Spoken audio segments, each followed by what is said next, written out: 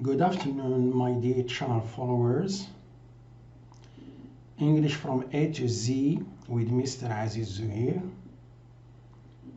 Today, we are going to see another video, and the lecture of today is linked to adjective clauses. So adjective clauses can be the first type of what we call a complex sentence.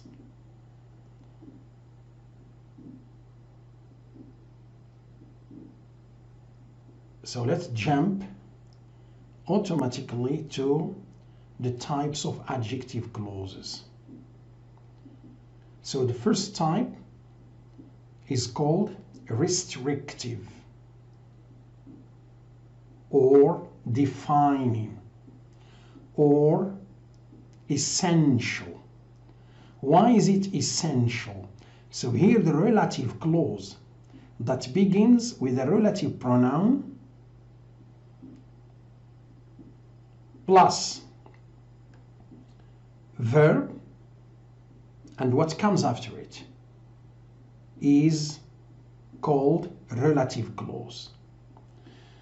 And in order to name an adjective, an adjective clause, it needs to have a relative pronoun or a relative adverb plus the predicate. I mean verb plus something after it. But why is it restrictive and defining? Why are we going to name it so? To mean that the relative clause in this case is essential. We cannot avoid it. We cannot omit it.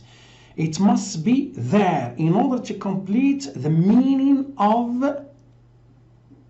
the sentence. Therefore, it identifies the noun it follows. We call it in grammar antecedent. So any relative pronoun or relative adverb must be related to its antecedent. If there is no antecedent, this is not an adjective clause. This is something that we should bear in mind from the beginning. So let's try to analyze each sentence alone. I sent a telegram to a teacher. The teacher lives abroad. So here, when we want to deal with adjective clauses, let me give you a key technique that you should apply when you want to combine. Try to identify the words that are repeated. So here we have a teacher, and then we have the teacher. So which means that here I am going to use the adjective clause, and I'm going to base on the term or on the words a teacher and the teacher. Therefore, the answer to this one, if I want to combine it, it becomes I sent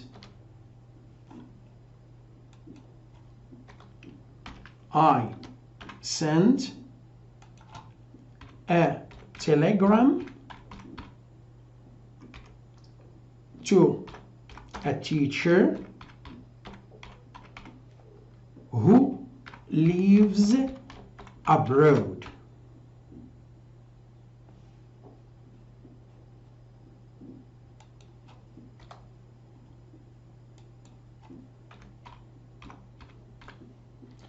This is the answer. So the relative clause here is who lives abroad.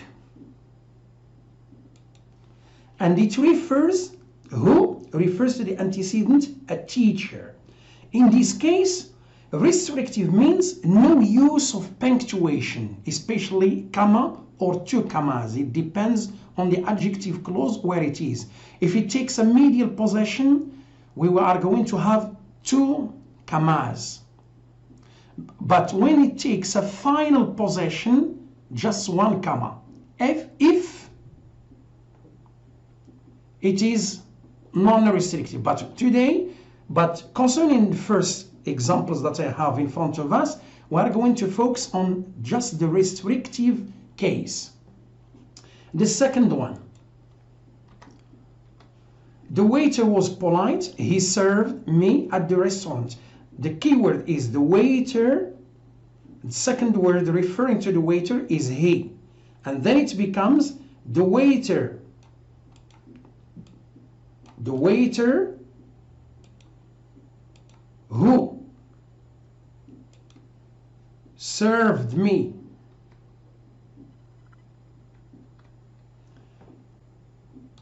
at the restaurant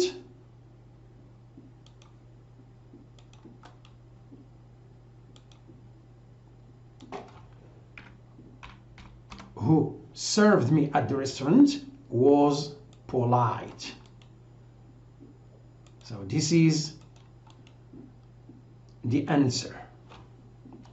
Therefore, it becomes the relative clause is who served me at the restaurant.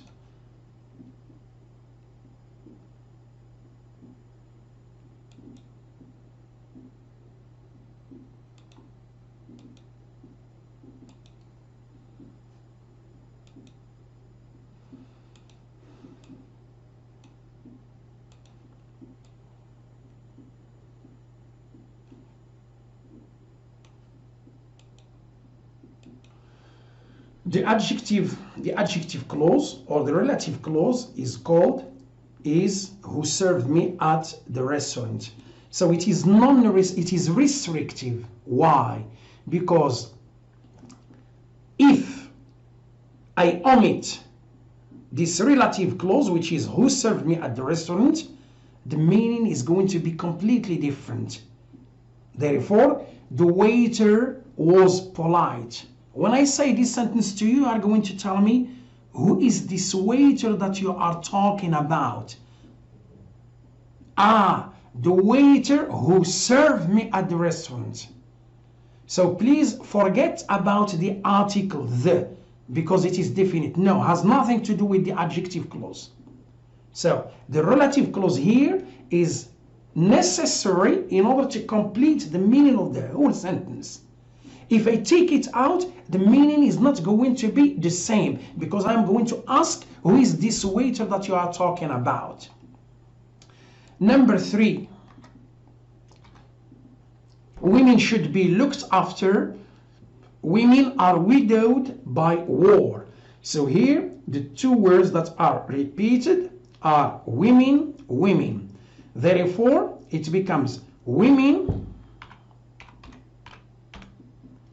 who are widowed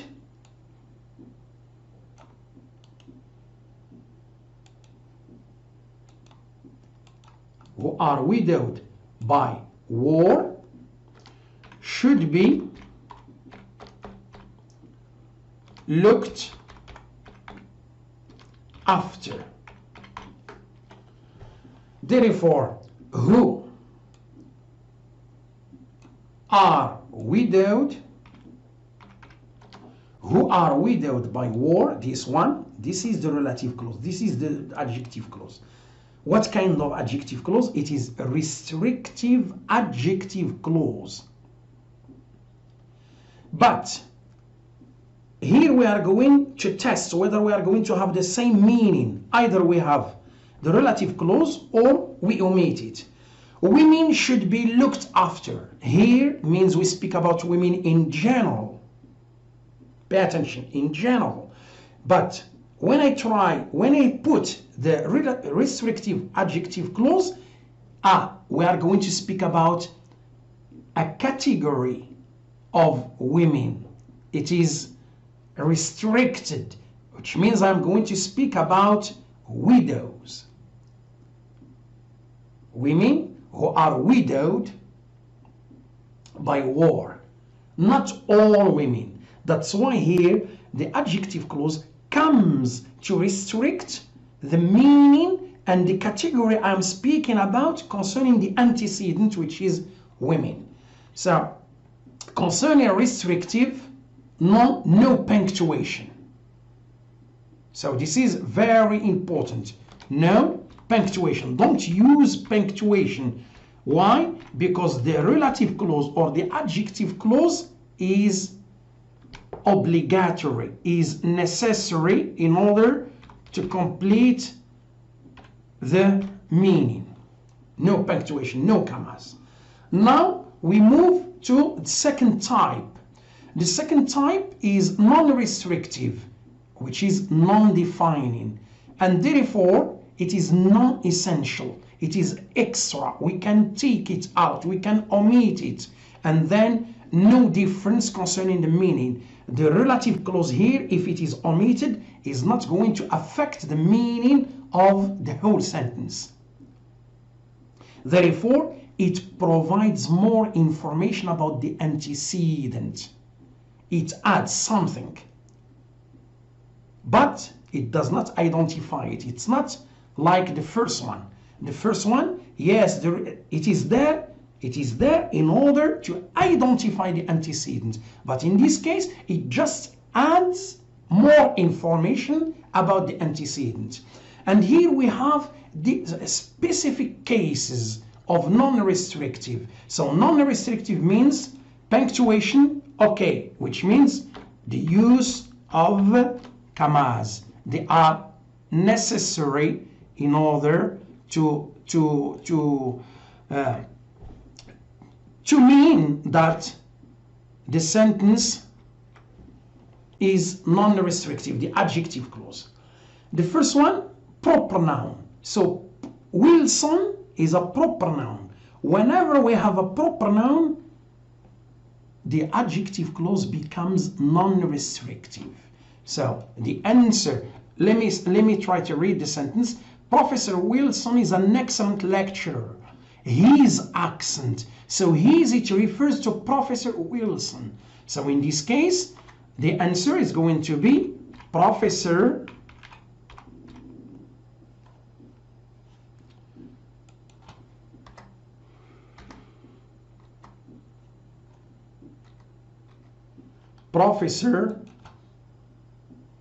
I'm sorry.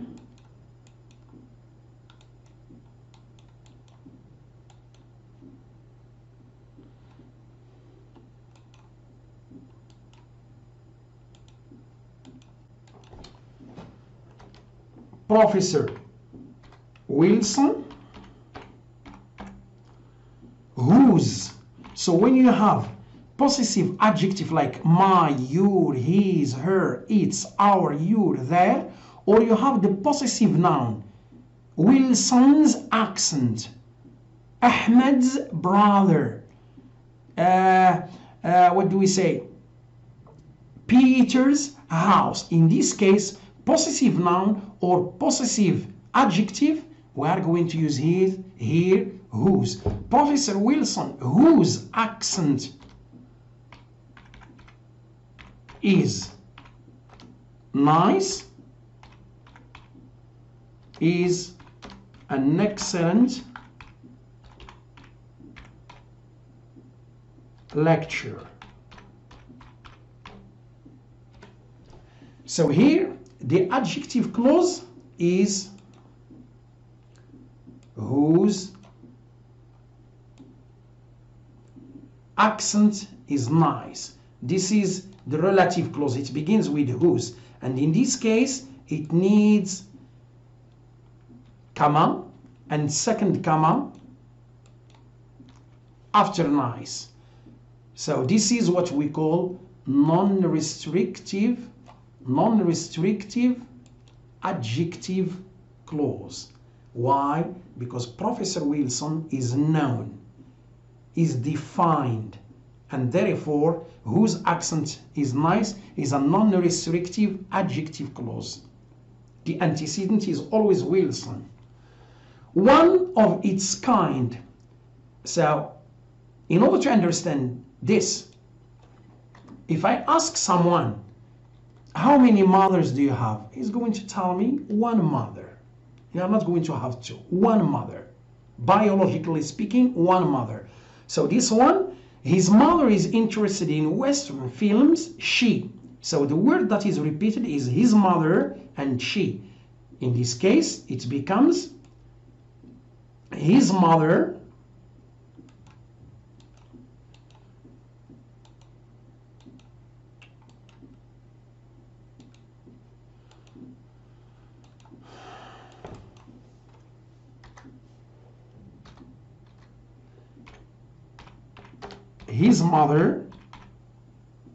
who is literate is interested in Western films. The adjective clause here is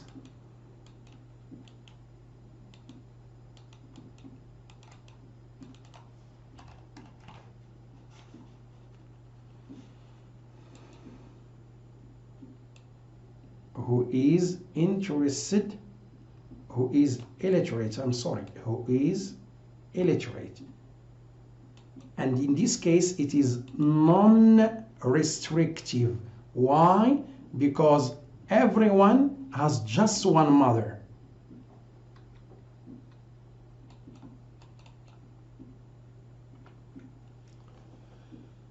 Okay, am I clear? So let's move to the other one, which is, let me try to make this, okay.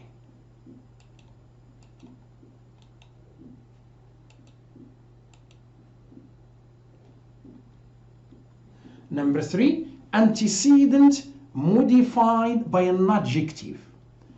So here you should pay attention a lot. Your first idea should be written on the blackboard. It is not clear. The repeated words are your first idea and then it.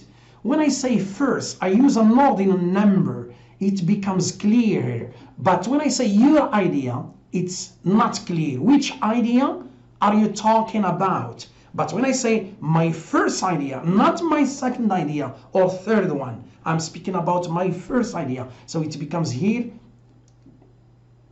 known, it becomes clear. The answer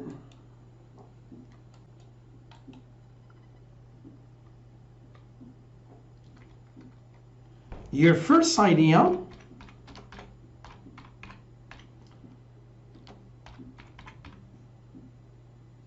which is not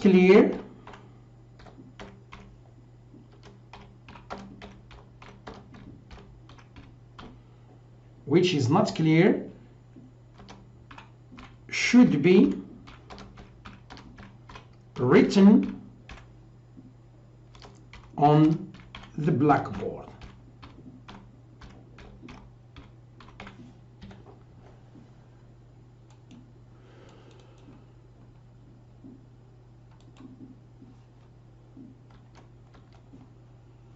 So here we are going to put comma here because it's clear, which is not clear. Second one, this one.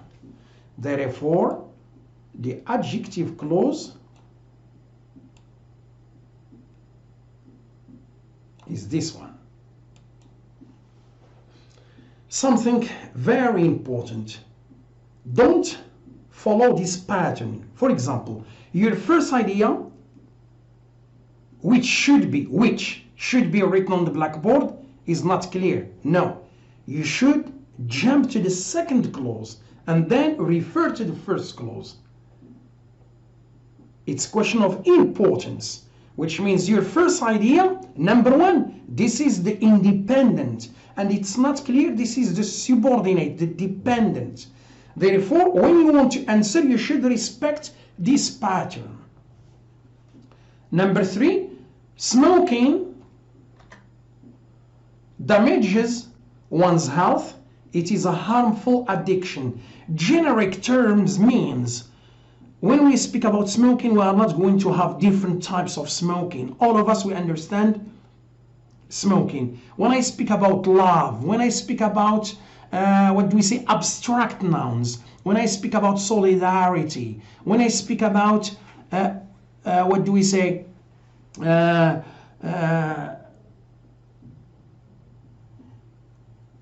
another word, for example, tenderness.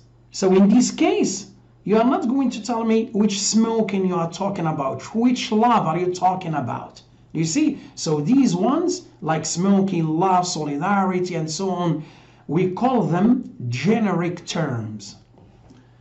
The answer, the word that is repeated, smoking and it, and therefore it becomes smoking, which is a harmful addiction, damages one's health. Therefore, here, comma, and here, sorry, I have put second one.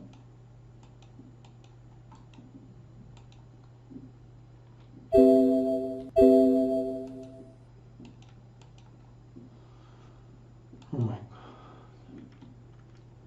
Therefore, it becomes, this is the relative clause.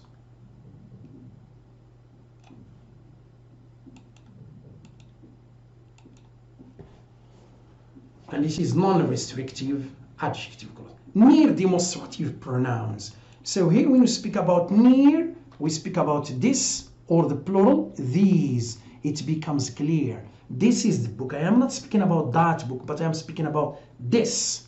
Therefore, it's clear and it's obvious. The second word that is repeated, I have been looking for it, this and it.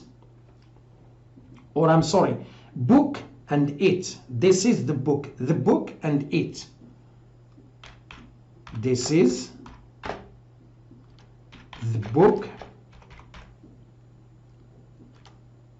for which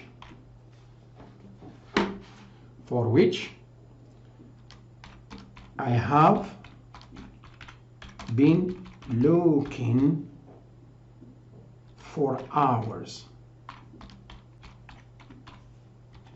This is the book for which I have been looking for hours. So here, one comma. Why? Because the adjective clause takes a final possession.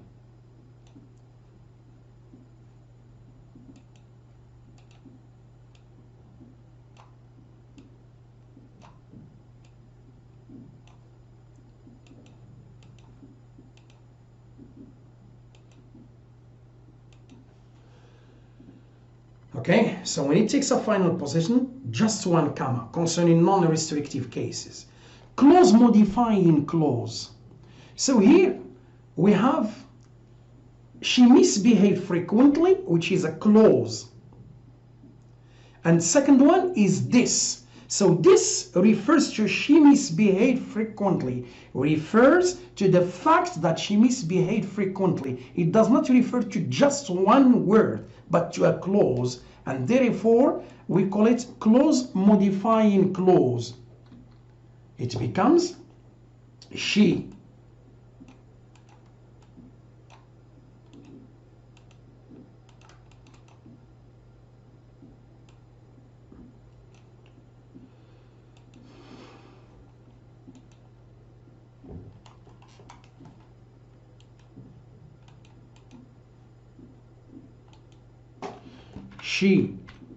misbehaved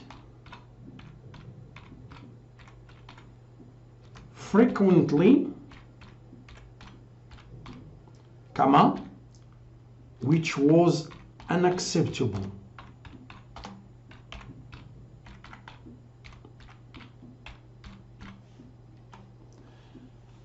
And from which till the end.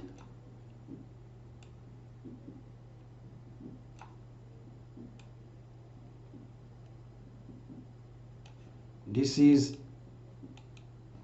the adjective clause. One comma, because the adjective clause takes a final possession. So whenever we have a clause that modifies another clause, we must have a comma. Of phrases. Here we have, in my class there are 20 students. 20 students, this is the first word, 20 students. And then most of these 20 students, most of them refer to 20 students. We call it, in order to simplify matters for you, is a part or some of the whole. Some of the whole. Not all of them, 20, but most of them. That's why we call it some of the whole.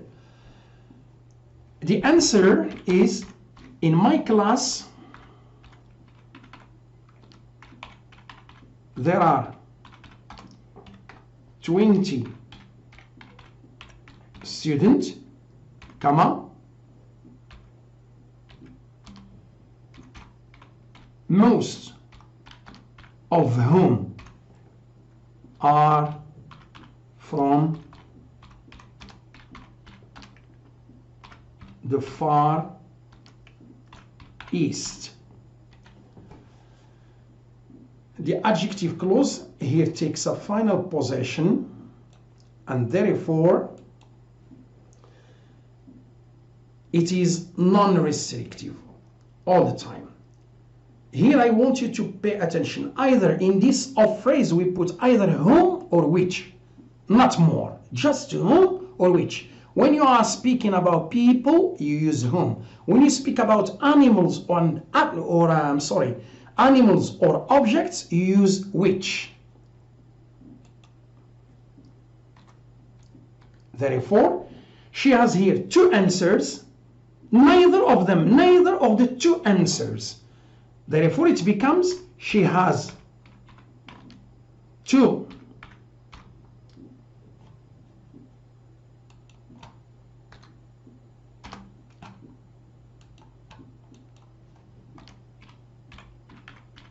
two answers, comma, neither of which is right.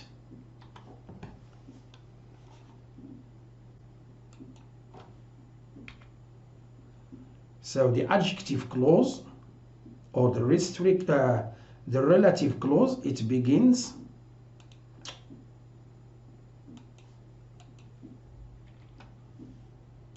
from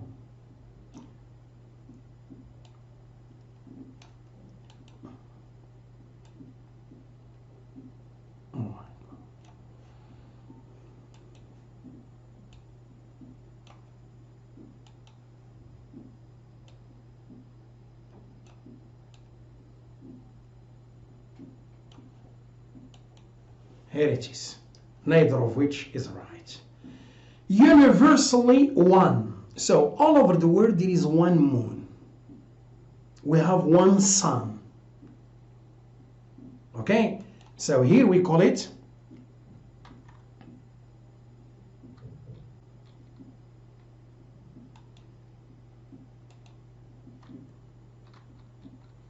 the moon, the moon. So the moon that which moves around the earth once in a month shines at night.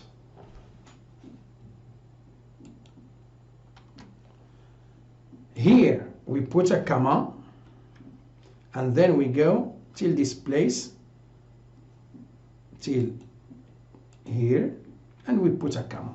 Therefore, the adjective clause is this one. Okay, so one thing which is very important is that when you deal with non-restrictive cases, either one comma if it is in a final possession, the adjective clause, or two commas when it takes a medial possession. The adjective clause can never be at the beginning, never, because we need at least a noun, the antecedent. That's why either a medial possession or a final possession. Now let's move to supplementary instructions in order to reinforce your knowledge concerning the adjective clauses. That is not possible when it is preceded by a prepossession. For example, I can remember all the things about that. No, you should not use this. What you should use, I can remember all the things that we were talking about yesterday. That's why I have put an asterisk, which means grammatically it is not correct.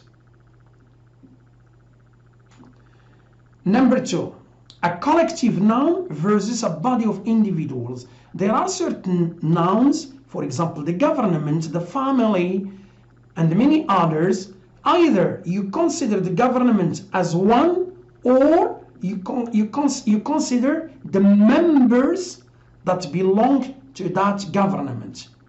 You see? So here it depends. The government, which? So which here refers to the government as a body of individuals. You don't speak about the members because it is collective here, as a collective noun, which has welcomed to the proposal warmly, has directed the public affairs successfully. So here we don't put comma first of all because the government, we don't know which government we are talking about, and therefore the second one we are going to put who. So the difference is a question what time to use which and what time to use who.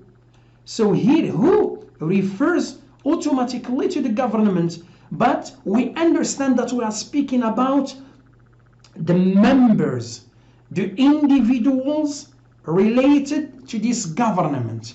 The government who have welcomed the proposal warmly means the people here. You don't speak about the government as a whole, but you speak about its members have directed the public affairs successfully. So here it's question what time to use which and what time to use who with a collective noun.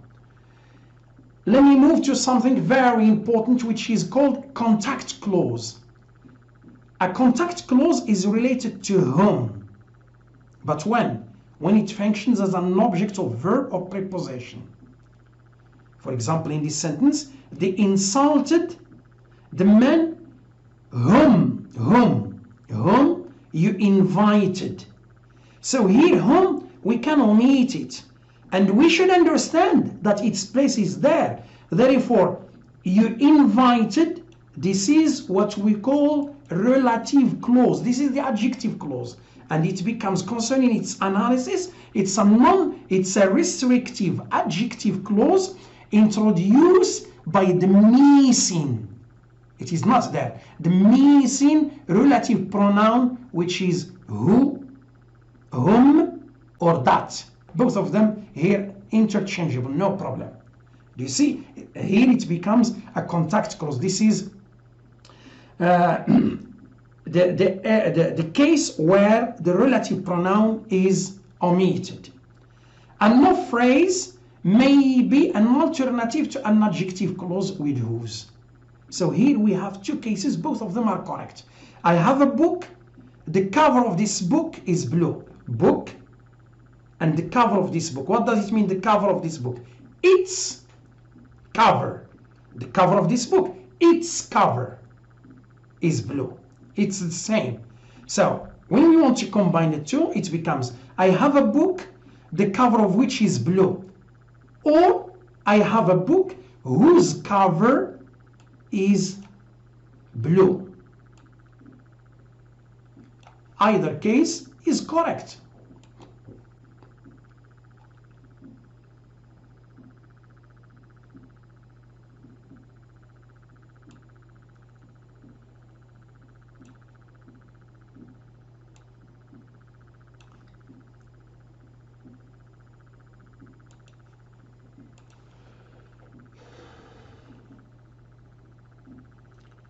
The other one, never insert a relative pronoun in the same sentence. The man is a grocer. He has 3 children. The repeated words are the man, he.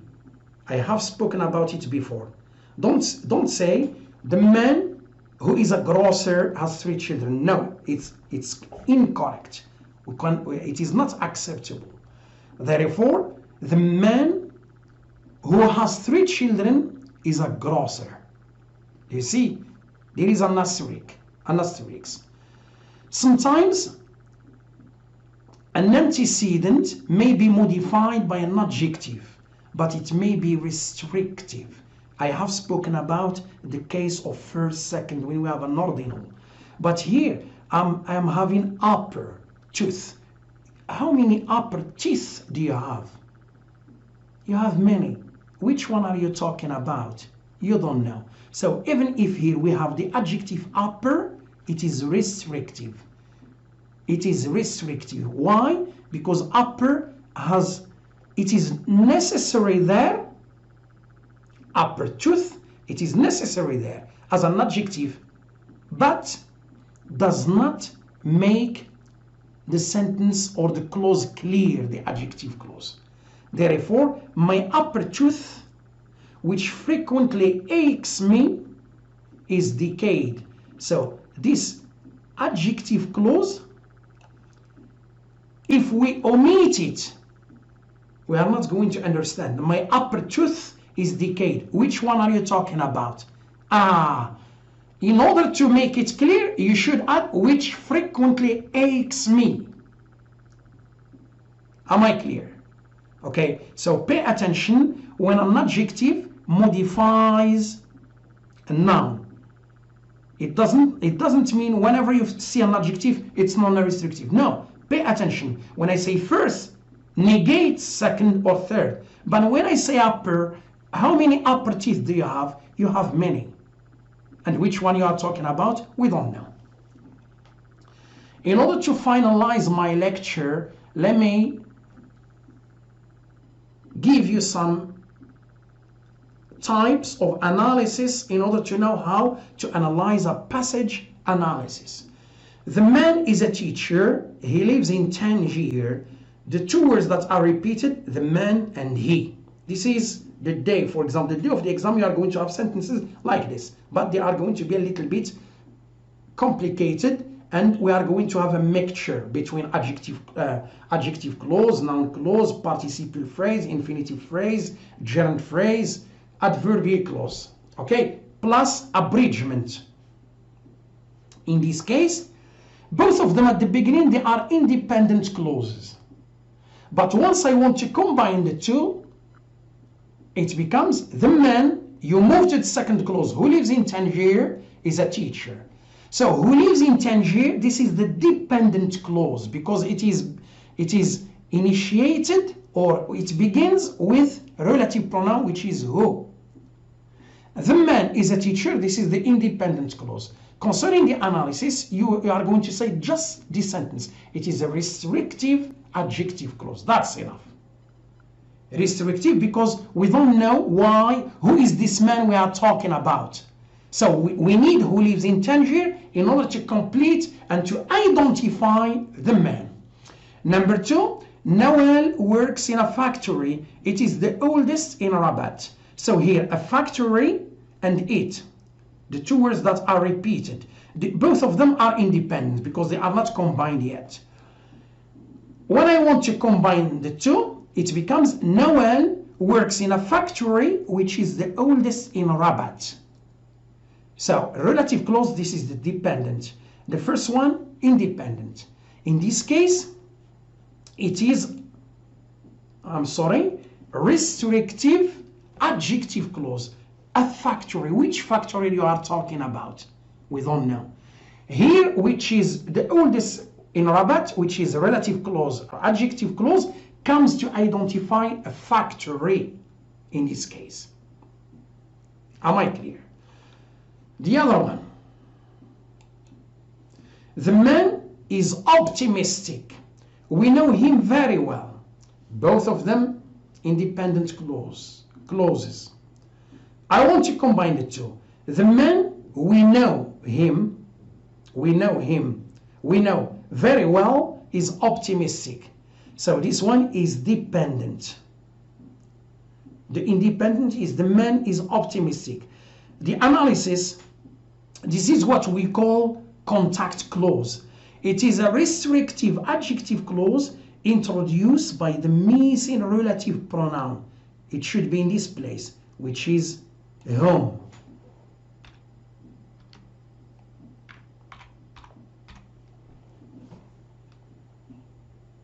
Okay, so one thing that I should refer to speak about is related to this one. What is it? This is the book for which I have been looking for hours. Whenever you have a preposition followed by a relative pronoun, this is what we call formal.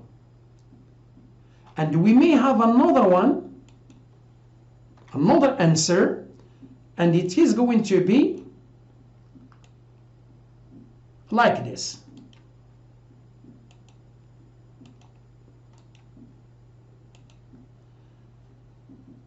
I am going to take here for, I'm going to put it here, which I have been looking for hours. So even if you have here 4 and 4, no problem. But to make it formal is better, because here, what do we say? Accidentally, we have two words which are the same. But to make a difference between the two, 4 is part of the phrasal verb, which is to look for, as one unit.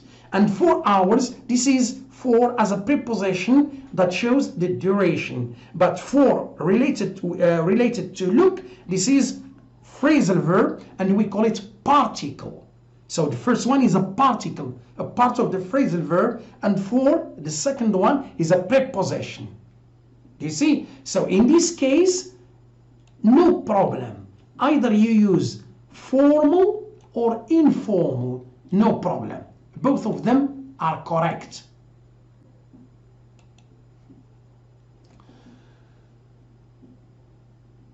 So the lecture of adjective clauses is over. See you in another video, and thanks for watching. Good afternoon, my dear channel followers. English from A to Z with Mr. Aziz Zuhair.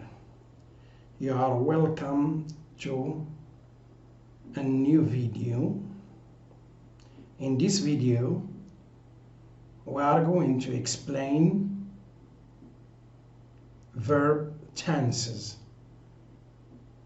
We are going to deal with an exercise in which we are going to explain the rules, and then we are going to answer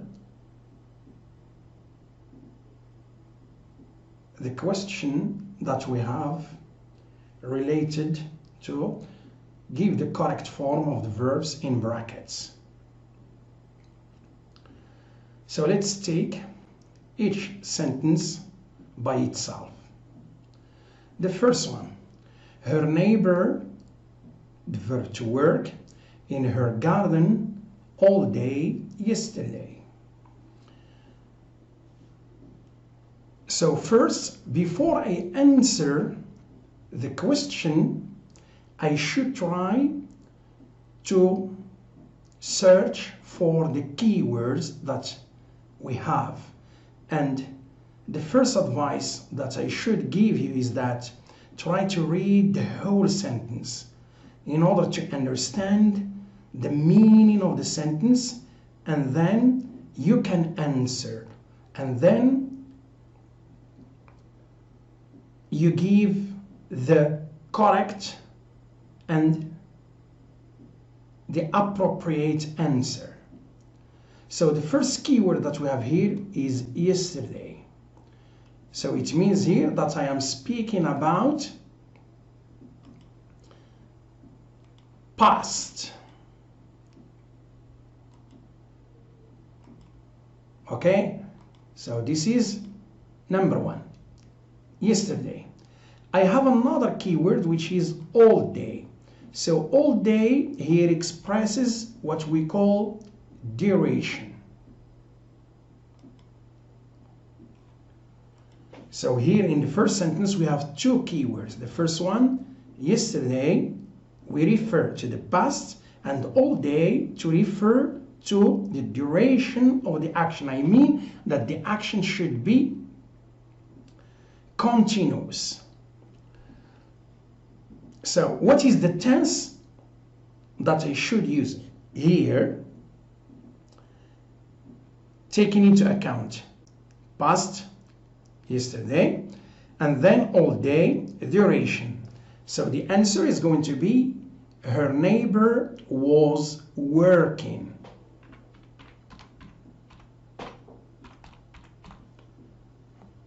Okay, so was working. This is the answer that I should write here. Number two, they build a new mall in Germany. So the keyword here, we don't have it. So in such a case, what shall I do? Here I refer to the present perfect. Simple. What time shall I use it? We use the present perfect simple when we have an action that refers to the past, but the time expression is not mentioned. So when the time expression is not mentioned and the action refers to the past, we use the present perfect. It becomes have built. Let's take or try to understand it from another different angle. If we have here, for example, last year, automatically we are going to write built, simple past, because we have the keyword that refers to the past.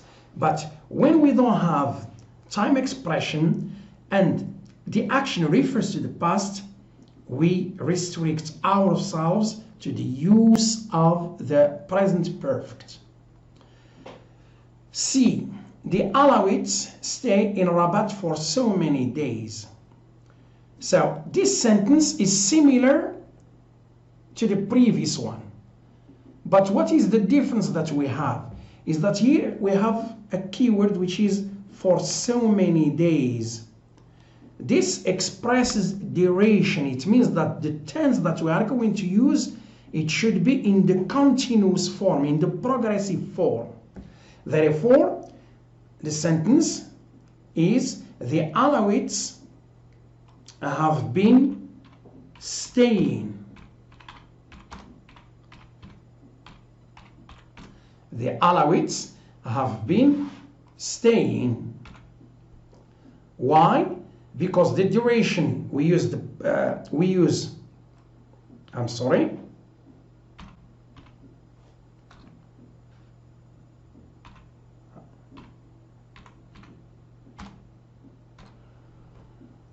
number one, the continuous form, because we have for so many days.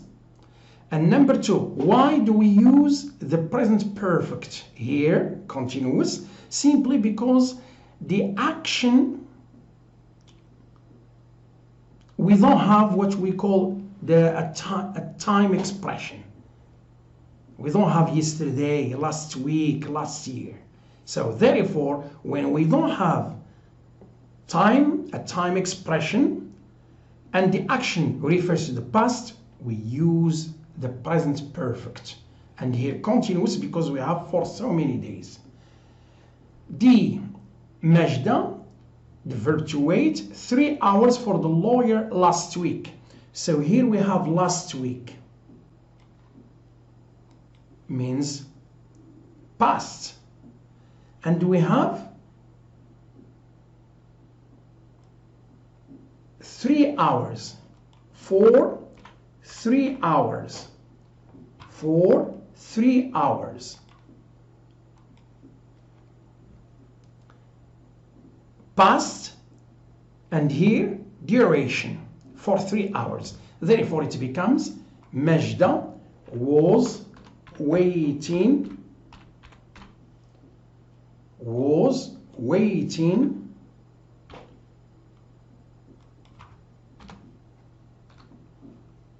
for 3 hours. Now let me try to explain a little bit. Simple past tense refers to an action in the past. And here we are interested just in the action. But we use the past continuous when the action itself was in the past. But what is the difference? Is that the past continuous emphasizes, focuses on the duration of the action. E. Our team coach feel very delighted at this moment. At this moment, it means now. So here we use the present continuous. So the present continuous is an action that is in progress at the moment of speaking, now, at this moment. Our team coach is feeling very delighted at this moment. F. Please, I want a blue pen. You are speaking to your friend. Please, I want a blue pen. And here you have the verb to forget. So here we use the present perfect. Have forgotten.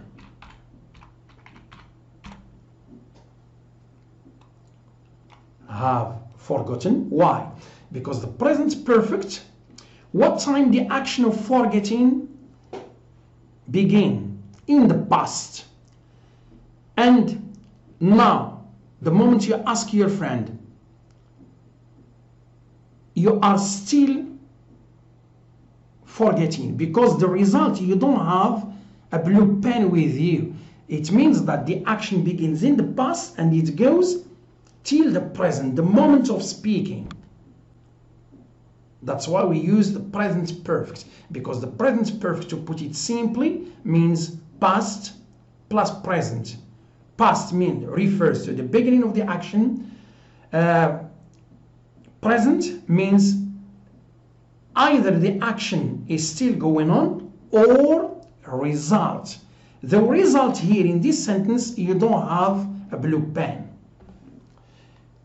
The other one, she, the verb to go to the club on Saturdays, but today she, the verb to stay at home. So the first keyword, which is on Saturdays, and second keyword is today. So when you have on Saturdays, it means that the action is repeated every Saturday, every Saturday, every Saturday. So here goes. This is simple present. Concerning today, you use the present continuous. It is similar to now and at this moment.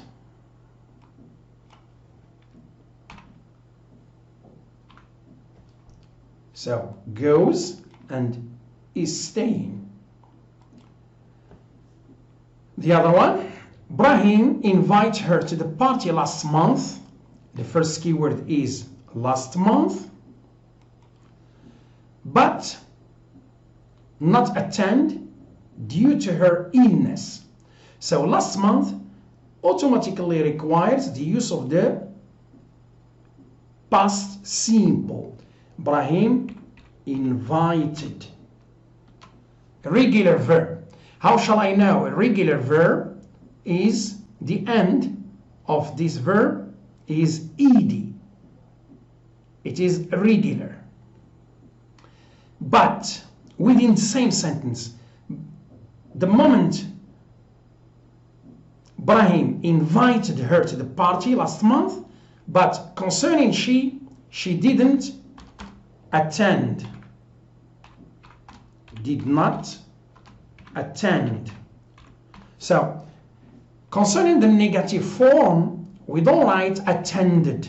Why? Because we have did. So, did, all the time when you have did in the negative form, because did and not, they go together. Did and not.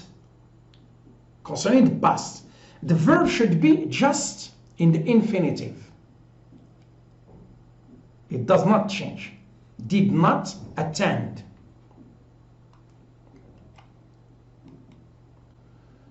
Mr. Benjelloun on vacation now, not work.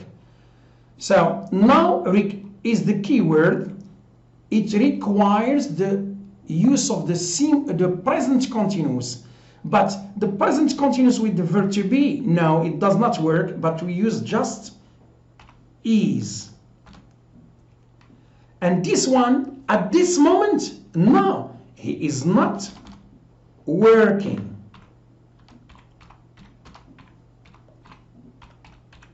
At this moment.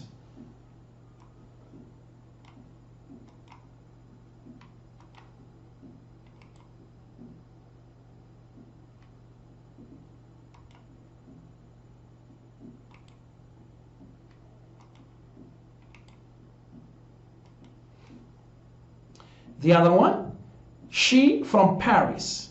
She, the verb to live there all her life. So here we speak about the origin, where she lives, where she settles. And we use just the present. She is from Paris. And here the verb to live there refers to Paris.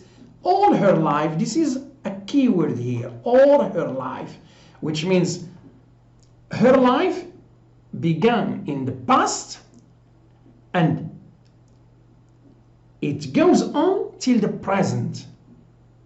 What is the tense or the appropriate tense here is the present perfect continuous. Present perfect continuous.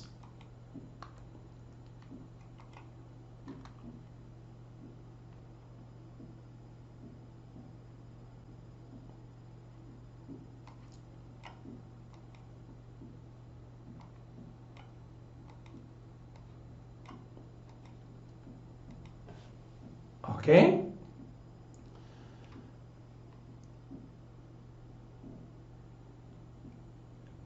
We go to is, yes. All her life, we are going to write here, present perfect continuous, has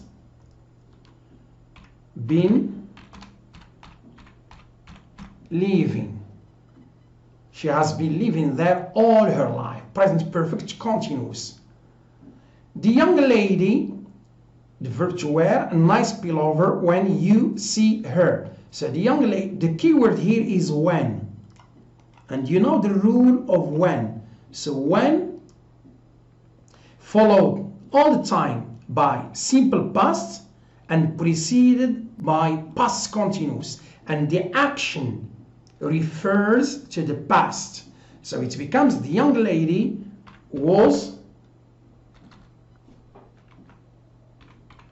wearing. Second one, saw.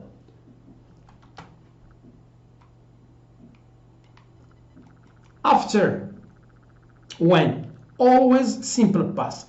Before it, past continuous. Agatha Christie in 1976. This is the keyword. So here it becomes 1976, refers to the past, therefore died. Regular verb. At that moment when she was alive, she wrote. It is the past. So the moment these 70 novels were written, till now, I ask my friend, I'm sorry,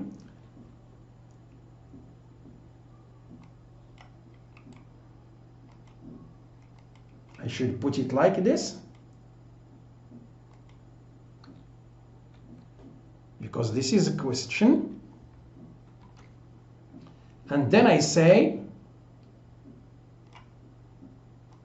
from the past till now, from the moment they were written till now, I say, have you read them?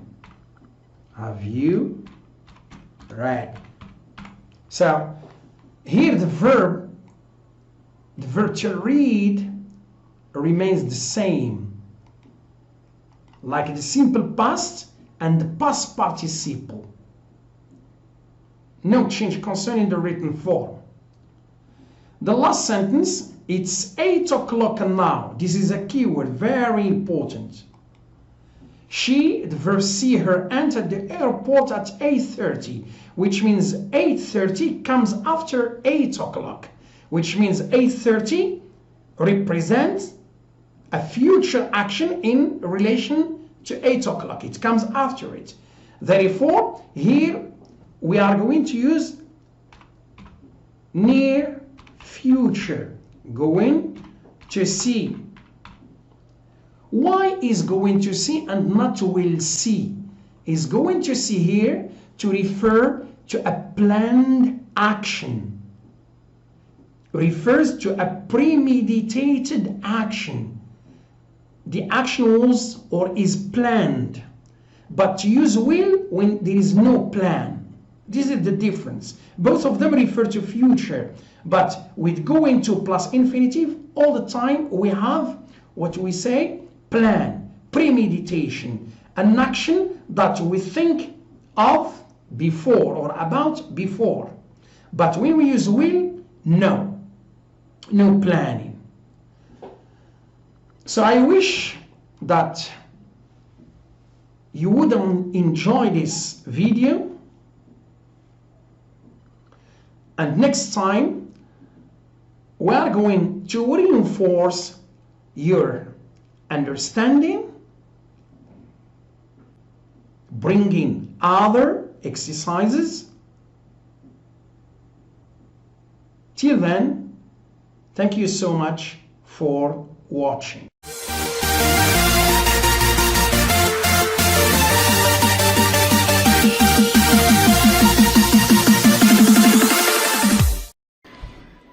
English with Mr. Aziz Zuhair from A to Z. Good evening, my dear channel followers. Nice to be with you. Tonight, I want to talk about an important theme that is worth dealing with: indifference to reading.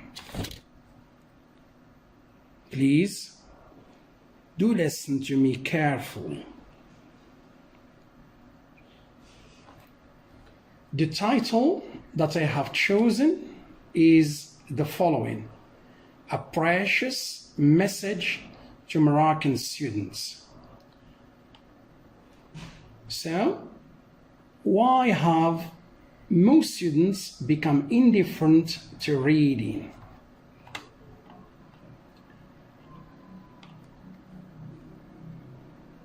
So first of all, thanks God.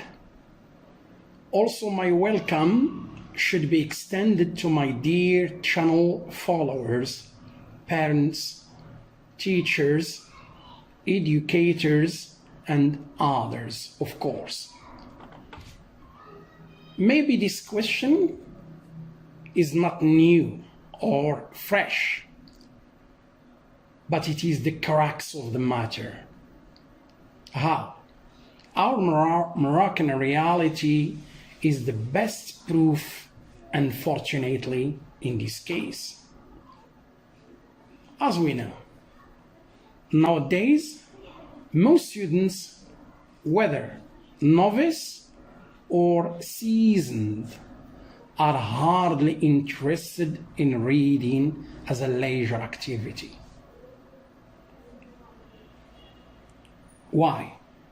Because they think that this hobby or this mental activity is tiring,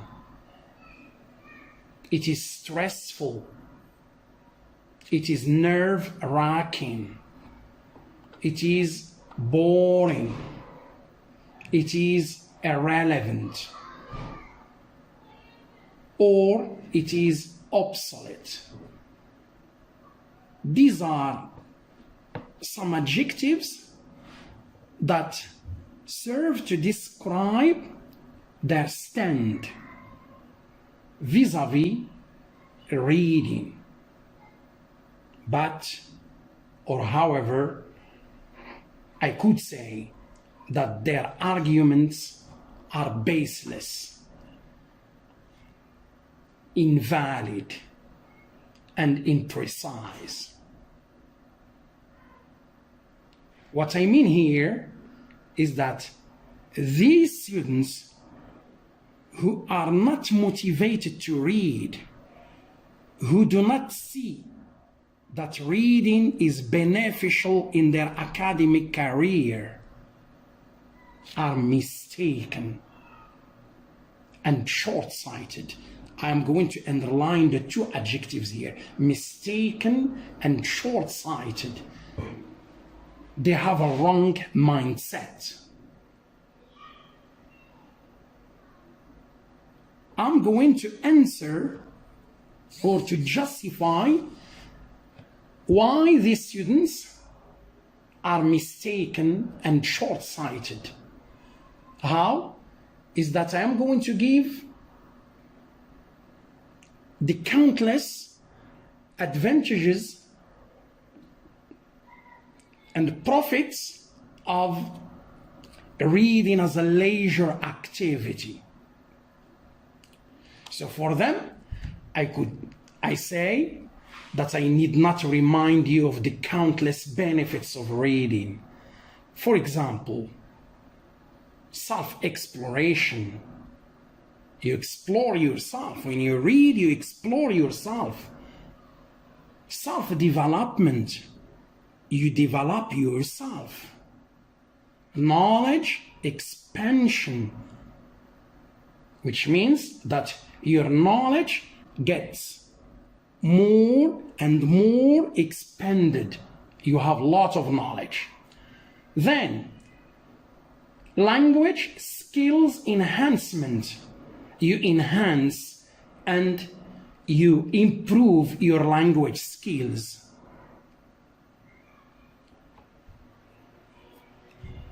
Another benefit is related to what we call analytical ease. It becomes very easy for you to analyze a topic. And at the same time, critical thinking depth. You deepen your critical powers. You're thinking whenever you want to justify, whenever you want to react, you react in a positive way, showing depth of analysis, depth of critical thinking. A rational judgment, which means whenever you judge logically. Emotional affiliation. Here I mean that a reader who is regular, day by day, he acquires certain tools.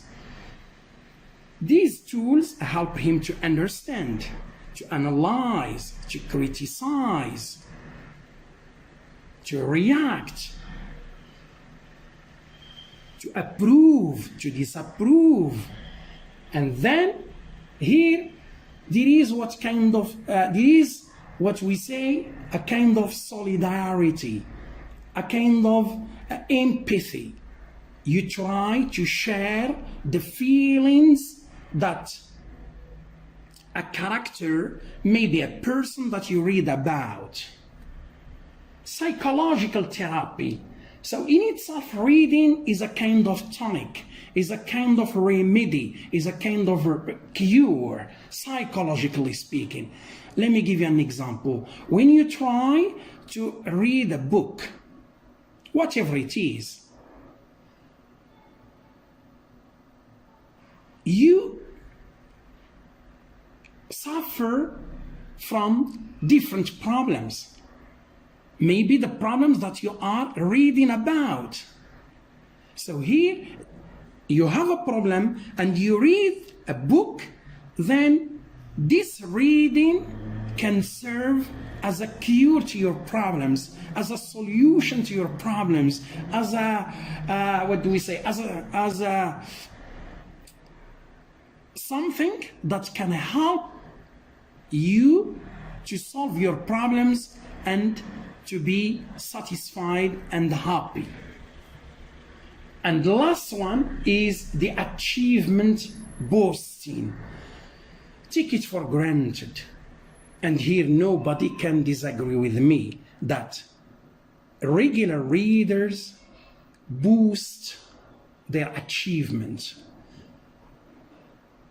They boost their marks. They upgrade their levels.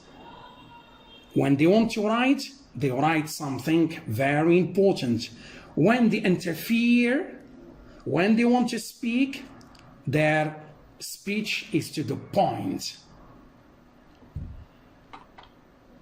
So these are some of the advantages that regular readers can benefit from them in their educational career. So don't forget that reading harvest is not achieved overnight. Here some students are wrong. When they read something, they think that they are going to have the benefit automatically. No. So you should get patient, because the harvest is not overnight, or it cannot be achieved overnight. It comes in installment, little by little. Like you pay, when you borrow money from the bank, you are not going to pay back that money that you have taken from the bank in one day, but every month you give a small amount. Every month you give a small amount till the amount that you should pay to the bank is over. The same here.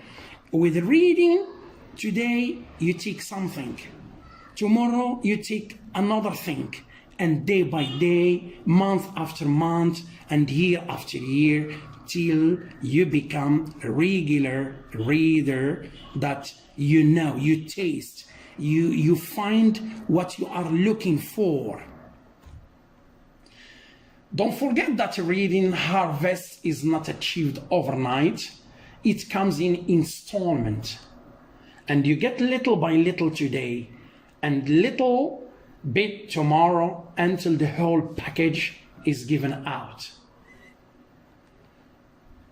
I want to jump to something in order to clarify to readers, and especially my channel followers, that reading, I have chosen 3 specific words in order to understand why reading is very, very important. Don't you see with me, and don't you agree that it is a future project? It's a project. You know that a project needs planning, needs human capital, needs financial resources, needs a lot of things. The same for reading itself is a project. And it is an investment. When you invest your money, it means that the results are coming in future. They will come, sure, for sure they will come. And it is a commercial business. It's a business. Why? Because there is the gain, there is the profit, etc. So why have I chosen these terms? Simply because reading is a divine gift, and you know that it is stated in the Quran. It's a human right. It's your right to do it. No one should deprive you of this right. It's a profit because you are going to gain. And it's a privilege because here we are going to see a comparison between someone who is able to read and someone who is disabled. Maybe he's blind, maybe he's illiterate. So here you should thank God for this privilege that you have over the others. Now, in order to use our minds and to be logical, are you sure or do you think that a vehicle can move without gasoline? It's you who is going to answer. Another question: can you survive without oxygen, water and food? Definitely not. So these are two questions given to you, and it's up to you to answer them. When you answer them, you will understand that you cannot live your life as it should be without reading, because reading is the source of wisdom. It is, what do we say, the source of a human experience. So these are some of the advantages of reading. Let me state now a striking quote by Charles William Eliot. Maybe you have heard of this man. He is an American academic who was selected as Harvard's president from 1869 to 1909. So he's no longer alive, of course. He said, "Books are the quietest and the most constant of friends. They are the most accessible and the wisest of counselors, and the most patient of teachers." So here we refer to books. And when we refer to books, we mean reading. So reading books is a quiet activity. And it is accessible. And as I have said, it is the source of wisdom. It is the source of advice. And books themselves, they are teachers. A teacher is not always a person. It can be a book.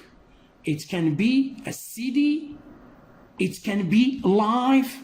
That's why some people say life is a good teacher, is a great teacher. It teaches us a lot of things. Now, please listen to me carefully and listen to such words that I want to utter, because the old game, it's not the game related to now, but the old game is over, means the past. In the past, if you used, or if you were used not to, if you didn't read in the past, and it was not your habit, it's time to start this project. It's time to start this investment. It's time to decide and have a change. Change yourself to the best. And never let mental blocks control you. It's never too late to begin. Try to reconcile with your inner self and have a go. Also, stay positive, stay strong, and challenge your defect and rise up against the odds, and never surrender, never give up, never stop this activity.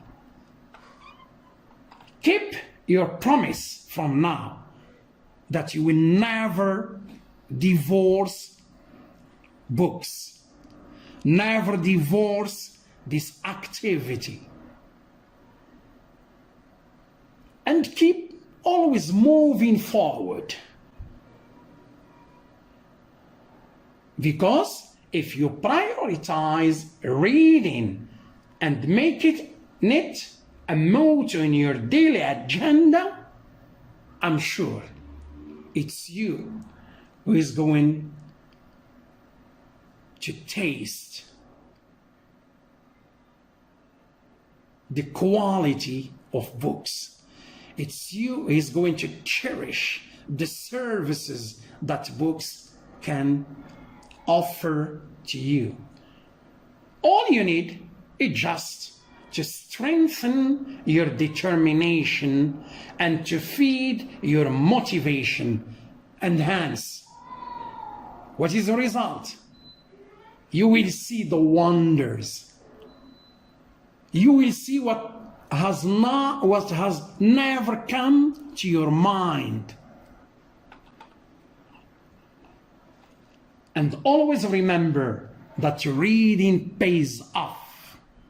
You will benefit, you will profit, you will gain.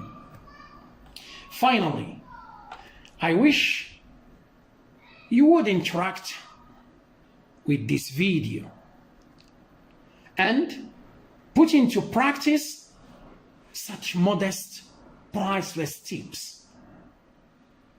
So, I ask you to bear in mind that the book is the tutor who teaches you without a stick, without words, and without anger. If you get closer to it, you will not find it asleep. If you head for it, it will not hide from you. If you make a mistake, it will not scold you. If you show your ignorance, it will not make fun of you.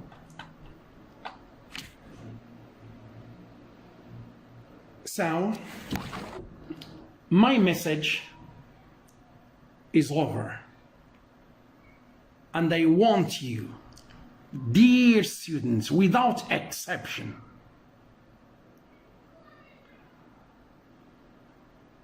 to begin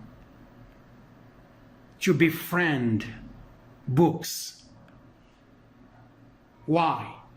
Because books, they are a treasure. They give and don't receive.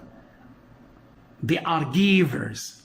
They are not receivers. And then be sure, if you become a regular reader, you will assert yourself in your academic career. You will assert yourself professionally, and you will assert yourself personally wherever you are, wherever you set foot in. And then gains and profits, they are going to be abundant. The problem that we have now is a problem, it's a crisis. Really a crisis. Why? Most students, if not all, are interested just in school programs, exam programs. When the exam is near, they find a lot of difficulties and a lot of obstacles.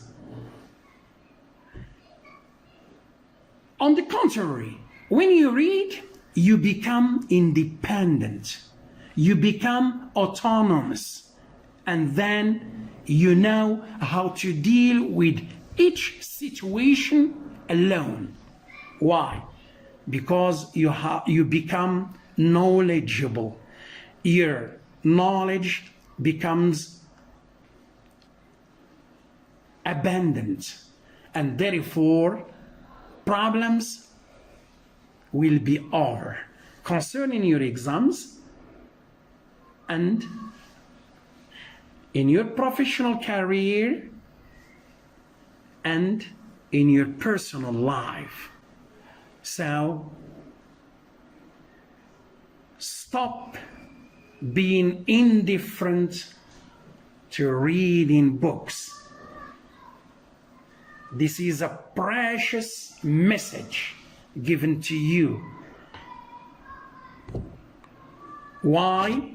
Because when you see a student who is ambitious, who wants to achieve the best aspiration that he dreams of or she dreams of, he should sacrifice. But what kind of sacrifice? It's simply mental sacrifice. You devote enough time and you devote enough money and you reduce the amount of, for example, watching TV, being faithful to smartphones, and so on. So, in order not to lengthen my speech, I would stop here. And I want your comments and your contributions in order to enrich this message and to aspire for good prospects for students in general, and then everybody is going to benefit. Students, teachers, educators, parents, and everybody. Thanks for listening. Hey, ما تنساوش تلايكيو لاباج ديالنا في الفيسبوك وتابونوا عندنا في لاشين يوتيوب. ميرسي. Good evening. Welcome again, my dear channel followers. English with Mr. Aziz Zuhair from A to Z.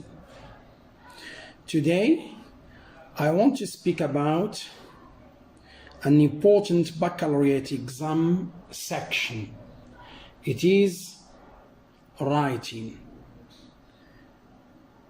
As we know, we have seen the first task. Now, we are going to see the second task.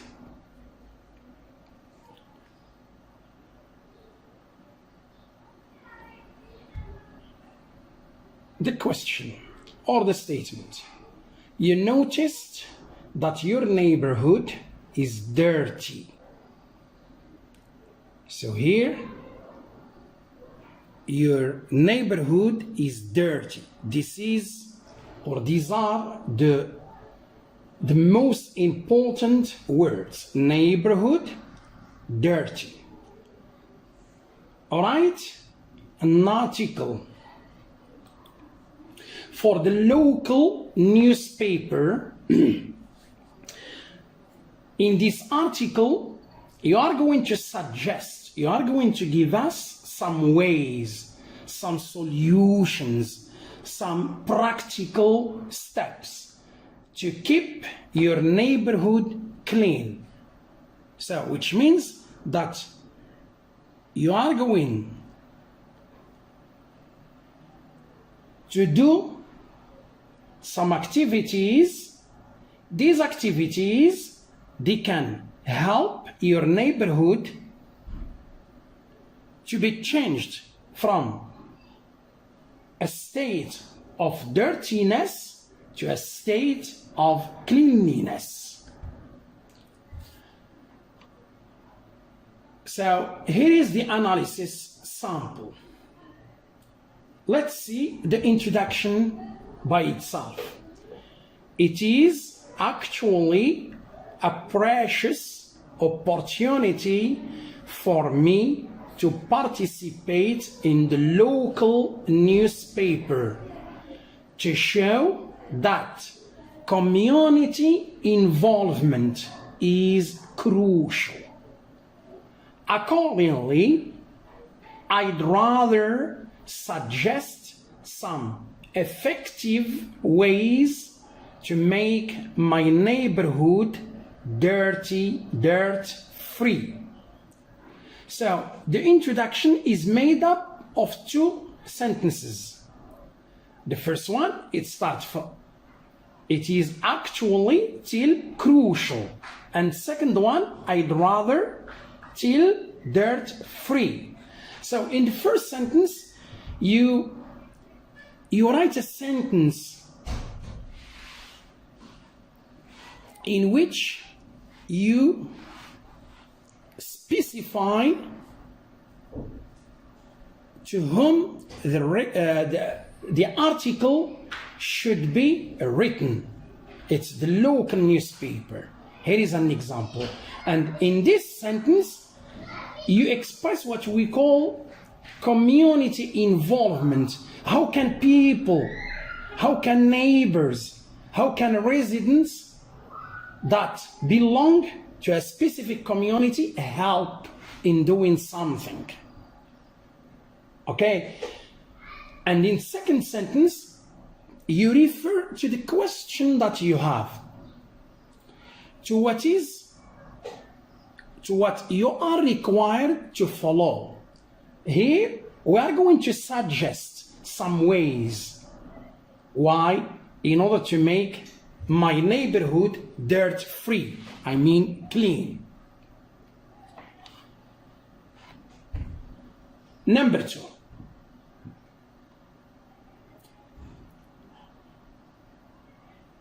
The body. So the body is going to be, or to have, 3 arguments or 3 suggestions according to the topic. The first suggestion, the second suggestion, and the third one. Let's see the first suggestion. Planting trees and flowers are a valuable step. So here it's a sentence, which means concerning this sentence, I want to preview my readers that I'm going to plant trees and flowers. This is the first step. They can embellish. They can embellish the space. So here the verb to embellish means to beautify, to decorate. They can embellish the space, produce oxygen. You know that trees and flowers, plants in general, they are oxygen providers, and absorb carbon dioxide from the air. So here, what we say, these are the advantages of planting trees and flowers. Why do we plant trees and flowers? Okay, so this is the answer. They can till the air. They can embellish, they can produce oxygen, and they can absorb carbon dioxide. What is the result? Hence, this local area means my neighborhood where I live can be bright, and it can have what we call a welcoming state, a welcoming quality. Why? Because my neighborhood becomes or can become very attractive, very appealing, very welcoming, and at the same time refreshing. The moment you set foot in this place, you become refreshed.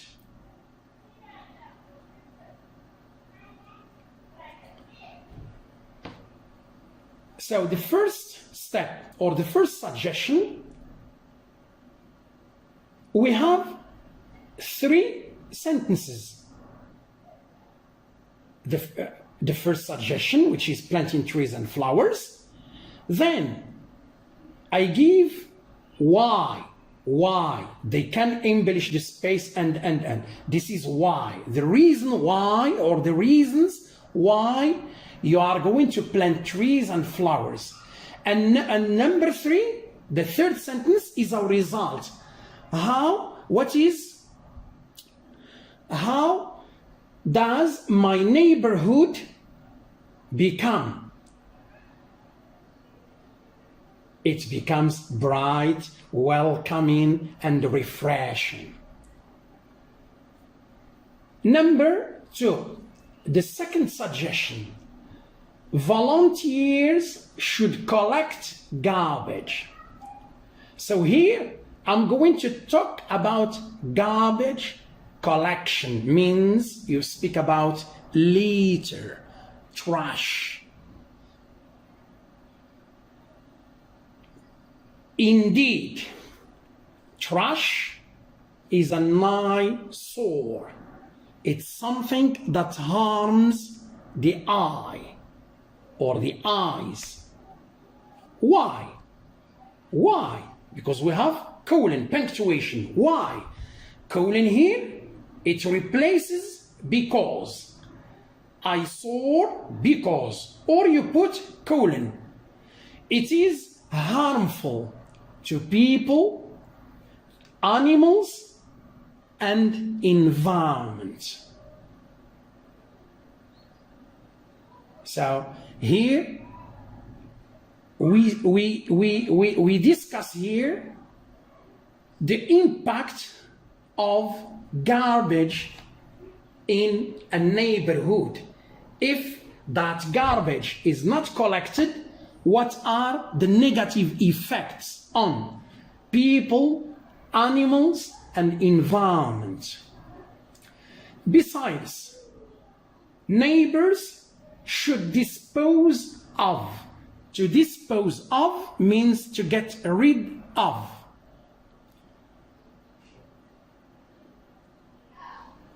Of what? Pets, waste. Don't forget that in any neighborhood we find cats, we find dogs, and cats every day they put their waste.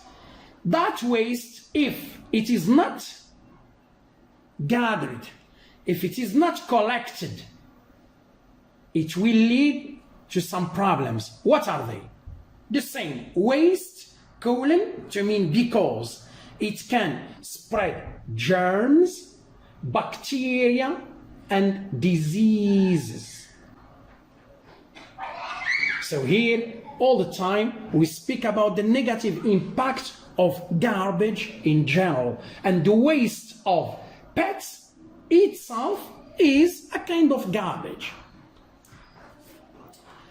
The third suggestion, murals and posters.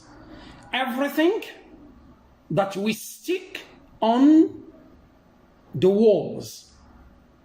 You know, posters and murals, what you put on walls, are perfect message channels. So when you speak about a channel, like you say, Dezem is a channel, Embassy is a channel. So here, murals and posters, they send a message. This message is that the purpose of this visual, something that you see, visual communication, is a kind of communication between posters and people. So the purpose, the goal, the objective of this visual communication is to raise awareness, to make people aware of the impact of garbage and a lot of things that can be harmful to people, animals, and environment. To raise awareness, foster. So here the verb to foster means to develop, to enhance, to improve, to ameliorate. Foster ethical practices, which means your behavior, what you do in your neighborhood is a kind of practice. This practice is related to what we call ethics. So ethics are some principles, some virtues that people abide by in order to live in harmony. For example, we speak about politeness, we speak about respect. These are ethics. The other one, ignite. So here to ignite is like you set a fire, but here it means you activate thoughts. So thoughts, sometimes they are dormant, they are latent, but when people behave in such a way which is very, very beautiful, such atmosphere ignites thoughts, activates thoughts in order people can give a lot of their efforts and help in the cleanliness of their neighborhood. Thoughts means ideas, and intensify collaboration. So collaboration becomes more and more. When we speak about collaboration, we mean that there is cooperation, there is collective work, there is teamwork. One helps the other, and vice versa. So these are three suggestions that can help my neighborhood to be clean. Now the conclusion. Overall, it's vital that the residents, those who live in a neighborhood, the residents of my neighborhood should abide by. The verb to abide by means to adopt. You try to practice something because you believe in its function. You believe in it as something good. Abide by this joint effort. So the effort is not going to be of one person, but it should be collective, joint effort. It's collective. All the inhabitants of that neighborhood are going to help each other to work together for the cleanliness or for achieving the cleanliness of their neighborhood. By this joint effort, and then appreciate. They are going to know the value. They appreciate its cleanliness and beauty. The neighborhood or my neighborhood is going to be clean, is going to be beautiful. Thus, you end up or you finish your article with a sentence like this. Thus, I wish, and you have studied wish in baccalaureate. but just not with would plus infinitive. So would plus infinitive related to wish, it means that something, it's a future possibility. It can be achieved, it can be realized. Thus, I wish this modest article would gain readers' approval. Approval means here satisfaction. People, when they read this article, they are going to be happy. They are going to be satisfied. Now, let me try to speak about some elements that must be in your writing. Number one, first, second, third, overall. These are obligatory. Why? Because they serve to enumerate each argument alone. The first argument, second argument, the third argument, and then the conclusion. This is what we call a rewarded topic sentence. Then we speak about these words. Accordingly, hence, besides, thus. These are what we call linking words. They are transitional devices. When you want to write a paragraph, an essay, an article, whatever you like, you should use linking words because they serve to reinforce what we call coherence, and then your paragraph looks very beautiful. Number three, that students should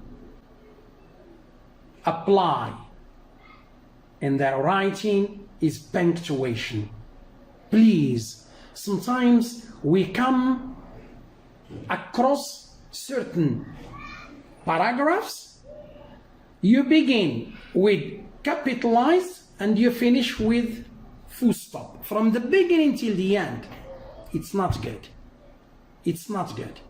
If you want to have more marks, you must apply and use punctuation in your writing, because punctuation itself is an art. And here you are an artist. You as a writer, you are an artist. Try to beautify your paragraphs, your writing in general, and give it to the readers in order they can cherish it, they can like it, they can admire it. Let me speak about some examples here. I'm going to speak about the first one, which is this one. Volunteers should collect garbage.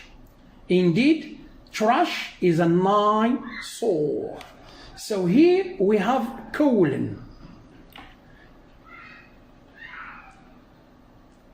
It serves to explain, and it can replace because when you want to write, it's not, what do we say, artistic. It's not beautiful. It is not good all the time to write because whenever you want to explain because the reader is going to feel a kind of monotony, a kind of boredom, a kind of routine. So when you change, sometimes I put a link in Word, sometimes I put colon.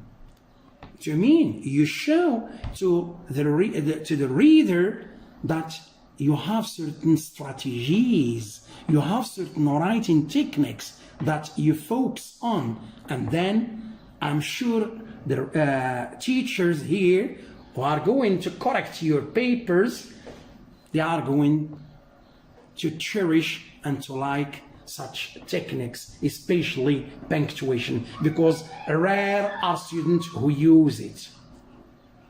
Another one, it's here. Neighbors should dispose of pets' waste. Why? Colin, why? Because it can spread. Because it can spread. You see? So sometimes I put because and sometimes I put colon. Another thing to speak about it is to raise awareness, foster ethical practices, ignite thoughts, and intensify collaboration. What do we call this? Especially when we have listing. For example, you say, I study Arabic, mathematics, and biology. So here, when we have a list, you try to put comma after each one. Why? Because you have 1, 2, 3, 4, and so on. To recapitulate, this is just a sample. It depends on the writer's competence and performance. Okay, so there are some students who are going to see or to judge this writing as difficult, but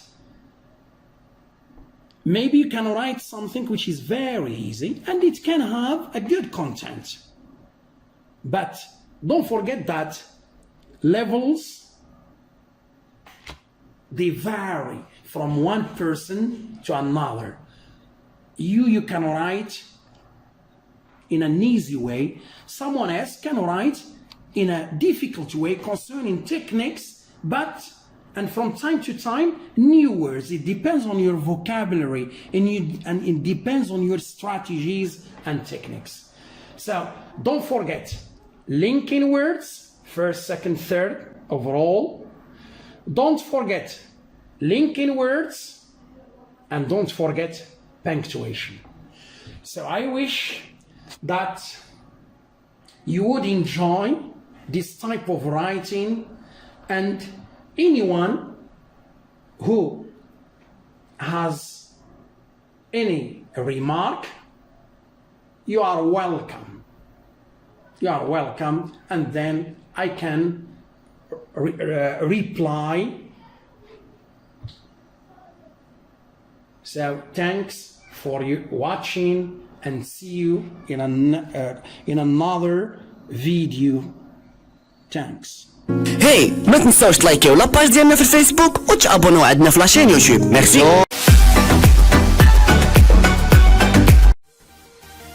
Hi, good afternoon my dear channel followers. English with Mr. Aziz Zuhair from A to Z. Today I want to talk about an important lecture in this video.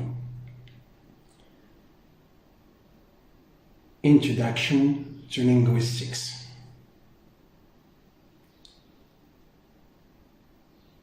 At the outset, I would like to speak in a brief way about human language. Do you know why? Simply, language is of great importance in every human field. It is a strong pillar on which every human activity is basically founded.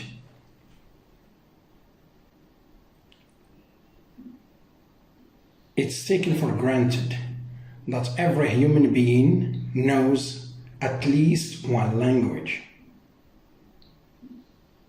It can be either spoken or signed.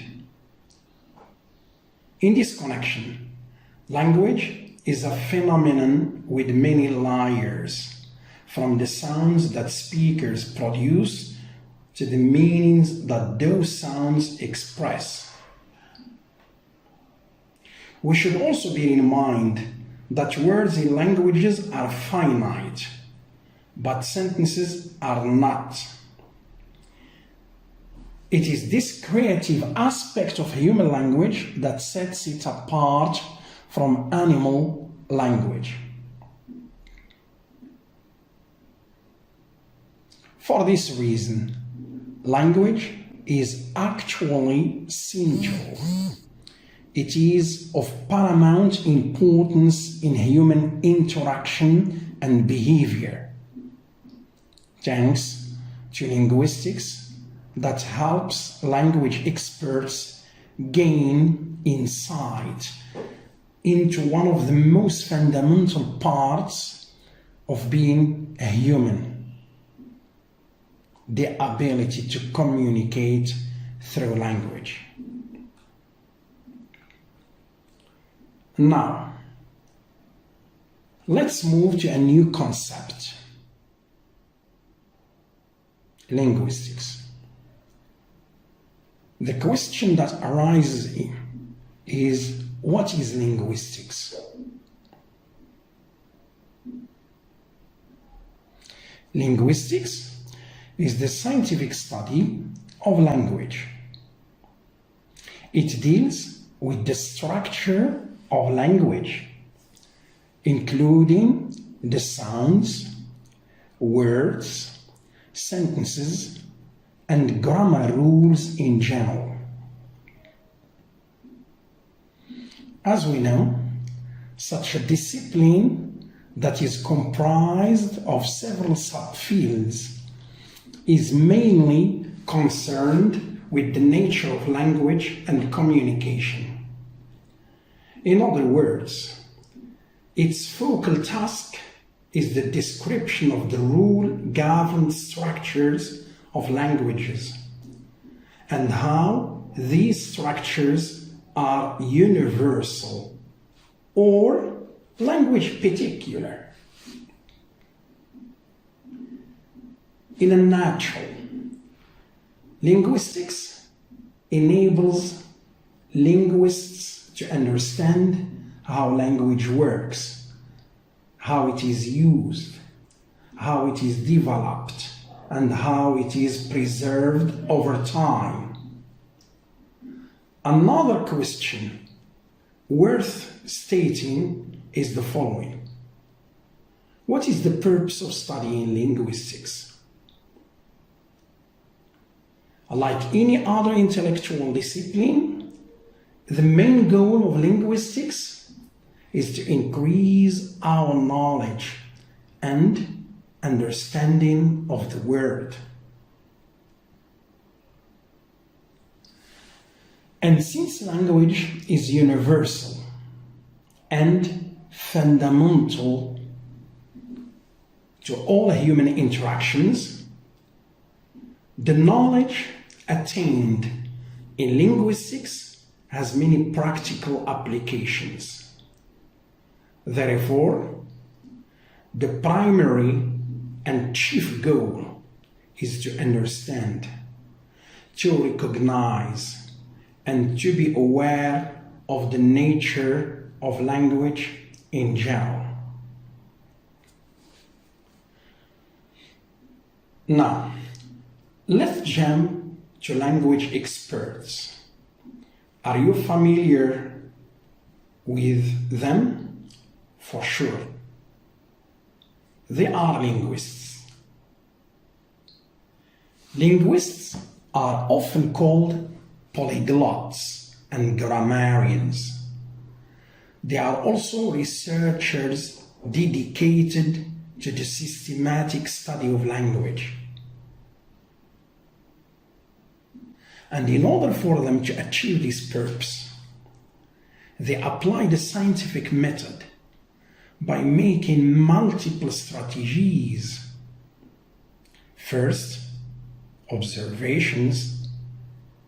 Second, testing hypotheses. Third, developing theories. More accurately, they study language as a structured, formal system. Therefore, they primarily concern themselves with either theoretical or applied linguistics.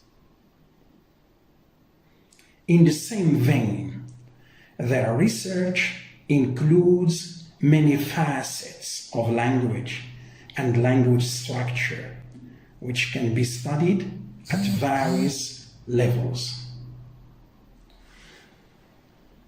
To exemplify what I have talked about before, here are a few questions that linguists are interested in. Number one, what aspects or properties do all human languages have in common? How do languages differ? Number three, how do children acquire knowledge of a language in a short time? Another question, how can languages change over time? Another one, how can a previously unstudied language be analyzed and written? Last one, or as a last question, how can foreign languages best be taught and learned? The last component concerning this lecture is going to be devoted to a very important question. What are the subfields of linguistics? So here, the list covers a lot of subfields, but it's better to focus on some of them. Number one is phonetics. So, what is phonetics? So, phonetics focuses on the study of the physical properties of speech sound production and perception. I mean that the study of how speech sounds are produced and perceived. Then, phonology.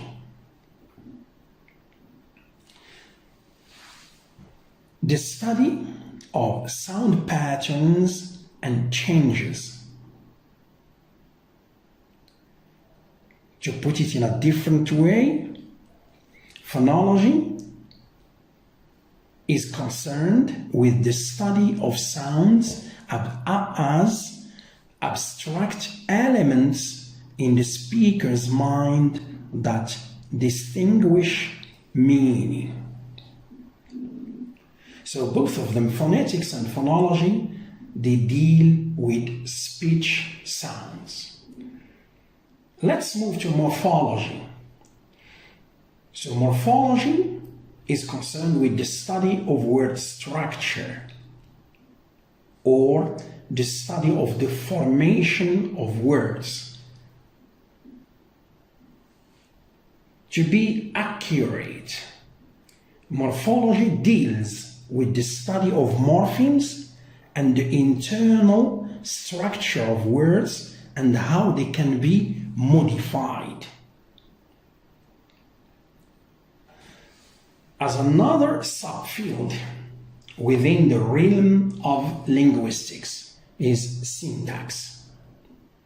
So syntax deals with the study of sentence structure.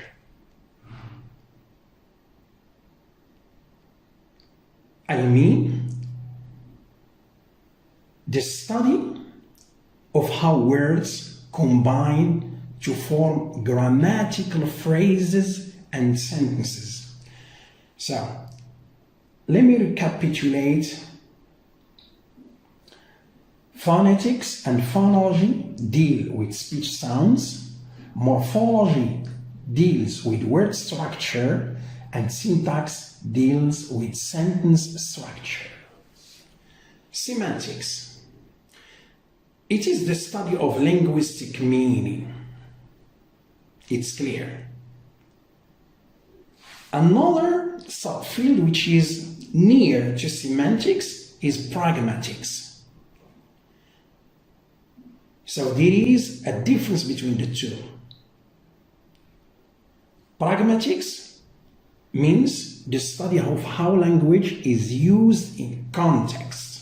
So this is the keyword, context. When we speak about semantics, we deal with the meaning of words without referring to the context. But when we speak about pragmatics, context is of crucial importance in the detection of meaning. So pragmatics means the use of language in specific situations, or better, the study of how context contributes to meaning. Dialectology. It is the study of language variation based on geographic distribution. And here the study focuses on dialects, not on standard languages. Dialects. Discourse analysis. This deals with the study of how language is used. Another component of linguistics, we find stylistics. So what do we mean with or by stylistics? The study of linguistic factors in terms of rhetoric, diction. Here, diction means the choice of words, and stress, that place a discourse in context. Semiotics. This is a discipline that is concerned with the study of signs and sign processes with respect to what? To indication, designation, likeness, analogy, metaphor, symbolism, signification, and communication. Language acquisition. The study of how people acquire or learn a language. Psycholinguistics. It is the study of how people process language. Another component is neurolinguistics. This is the study of how language affects the structure and function of the brain. Lexicography. This is the compilation and study of dictionaries with context, history, grammar, and pronunciation.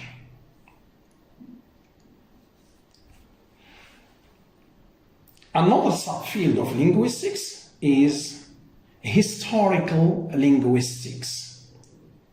So here, the focus is on the study of language change over time.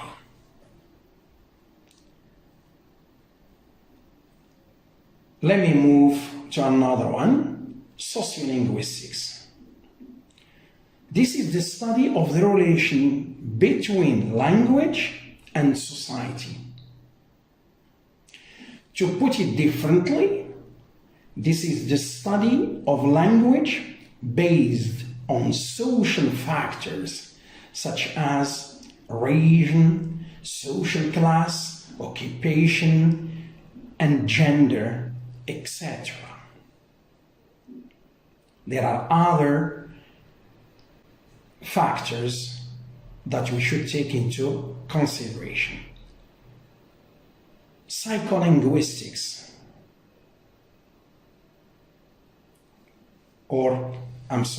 computational linguistics. This is linked to the study of how computers can process a human language. So this is briefly a short introduction to linguistics that has a close relationship or linked to language, because without language, no linguistics can exist.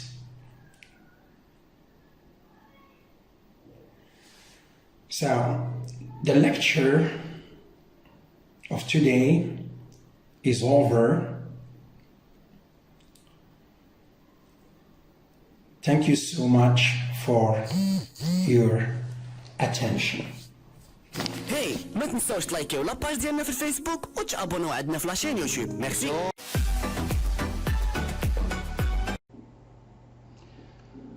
Good evening, my dear channel followers. English from A to Z with Mr. Aziz Zuhair. You are welcome to a new video.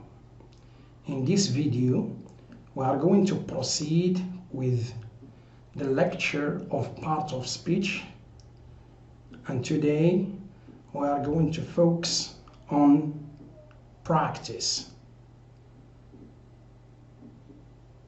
So let me read the first statement, which is state the nature of the words underlined once.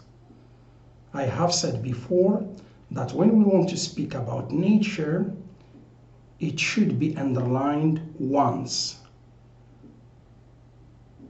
This is something that you should take into account. So let's take the first sentence, which is the police searched for the escaped criminal. So what is the nature of the phrase the police? So the police is a noun phrase.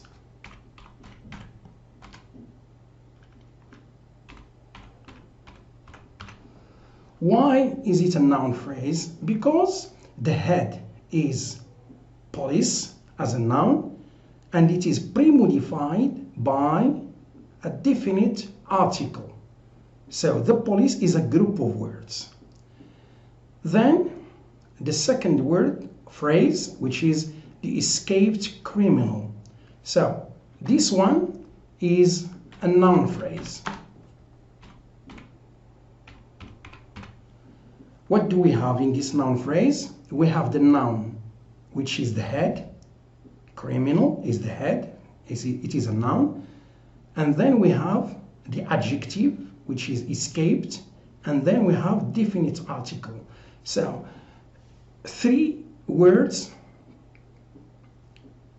constitute this phrase. So, both of them, they are noun phrases. Number two, the rich are never satisfied. So this is adjectival noun.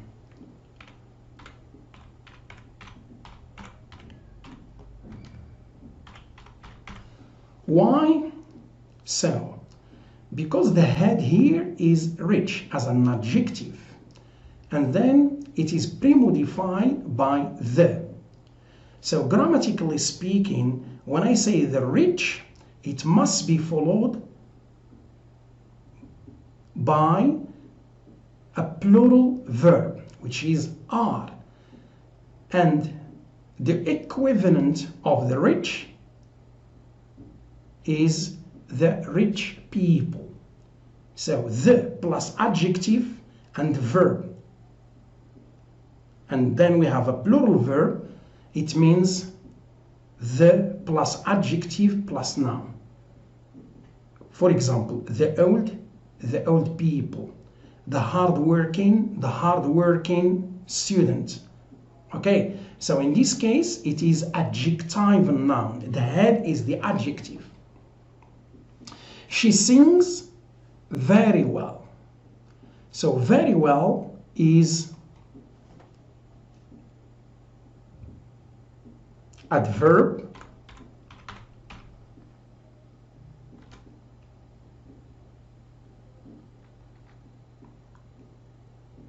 Adverb.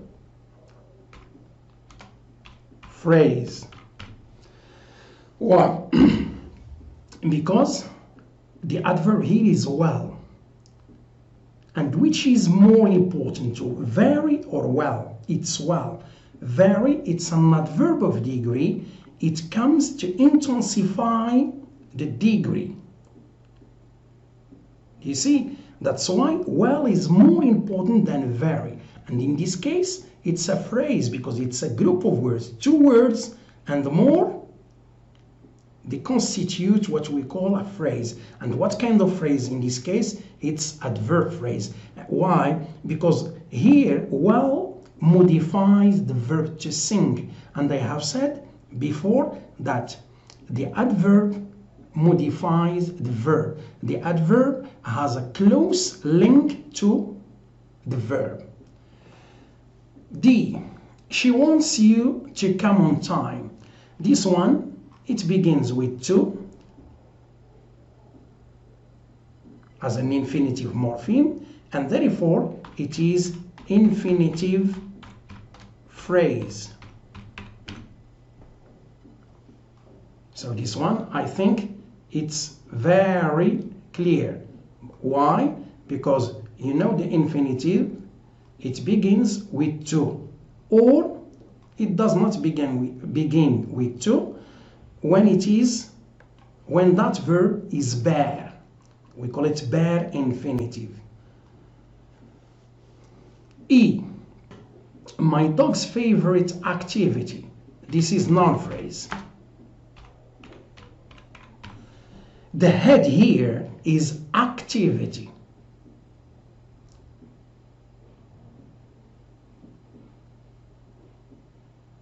And favorite pre-modifies this noun, and it is an adjective. And we have dogs as a possessive noun, and we have mine as a possessive adjective. So the 4 words, my, dog, and the S apostrophe, favorite, they pre-modify the head, which is activity. Okay, so this is noun phrase. After lunch, this is prepositional phrase. Why? Because it begins with a preposition after. And always I have said a preposition must be followed by a noun or a pronoun. Am I clear to you now? Then we have our teacher likes the movies with a romantic theme. So our teacher, noun phrase. It is made of possessive adjective plus the head, noun, which is teacher.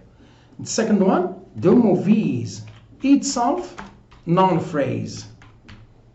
We have definite article and we have noun. With a romantic theme, this is prepositional phrase.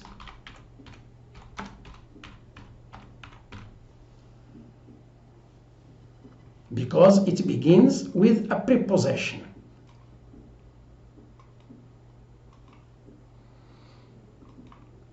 To obey the law is our first duty. To obey the law is infinitive phrase. Our first duty, this is noun phrase. Here we have the head, which is duty as a noun. First, it is an ordinal number, and hour as a possessive adjective. Both of them pre-modify duty. Traveling abroad is a valuable experience. So traveling abroad, this is gerund phrase. Why? Because gerund phrase is like a noun. It has a nominal function. So you should not say here noun, but you should say noun phrase, because a gerund, we use a gerund when we take a verb and we add ing form, but it does not remain a verb, but it changes to a noun. And therefore it is made up of two words, which is traveling as a gerund and abroad, group of words. Therefore it becomes phrase. Valuable experience, this is noun phrase. Why?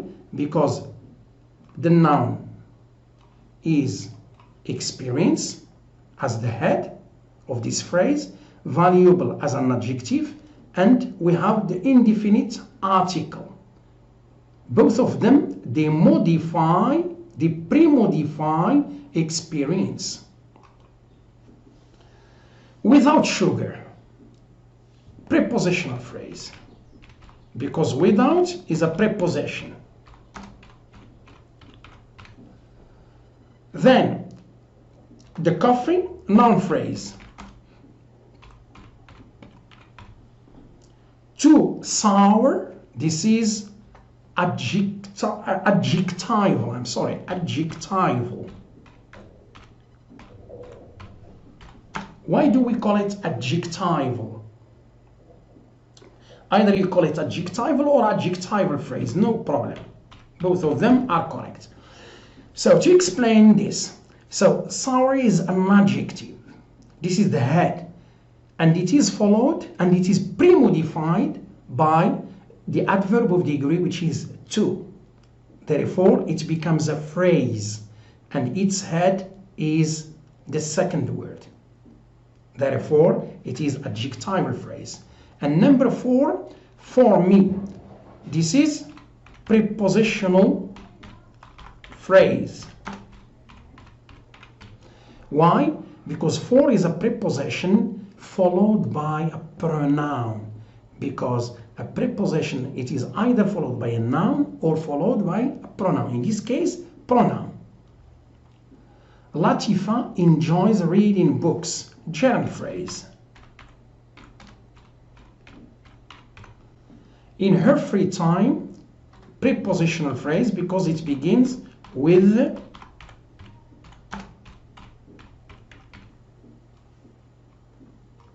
a preposition, which is in.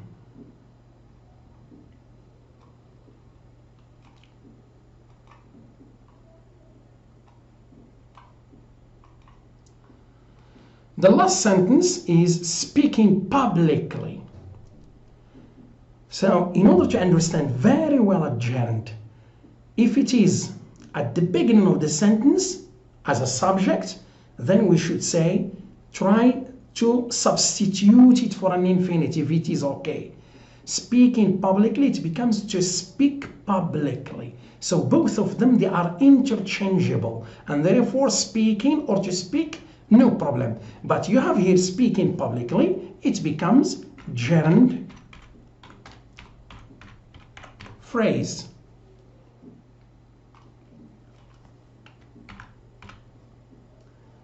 The second one, the most difficult business task. This is noun phrase.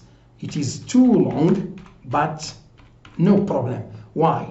Because the head here is task, preceded by a noun like it, and an adjective, which is difficult, and then the most, both of it, concerning the superlative in relation to difficult. So here the key word or the head is task, preceded by all such words. They pre-modify it, okay, and therefore it is noun phrase.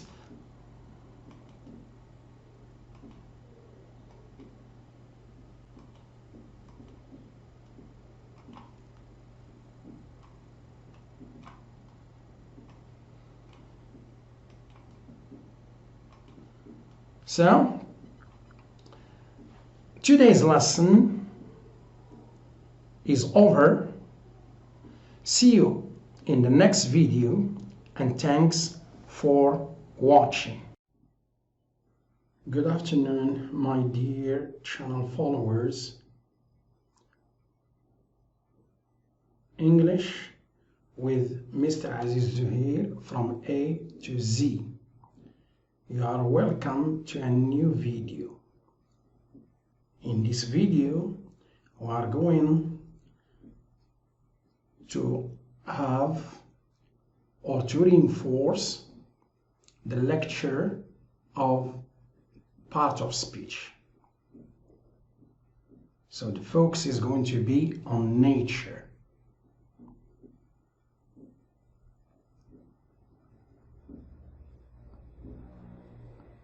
She is a teacher in a primary school.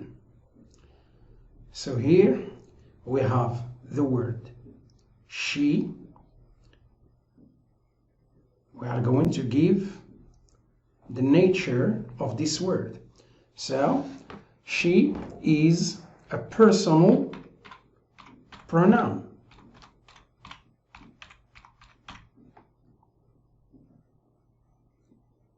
The second word is indefinite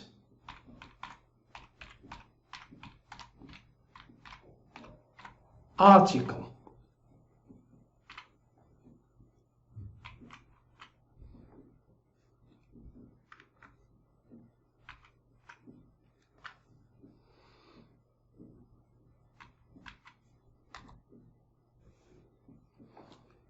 Okay?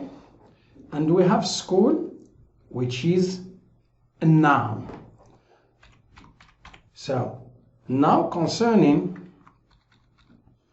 the first sentence, we have she as a personal pronoun. The second one is an indefinite article, and the third one is a noun. Let's move to number 2. Brahim does not go to school very slowly. So Brahim is a proper noun.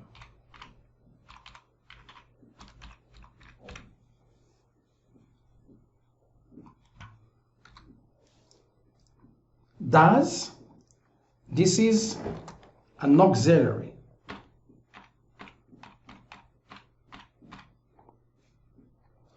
And not, it is an adverb. But an adverb of what? An adverb of negation.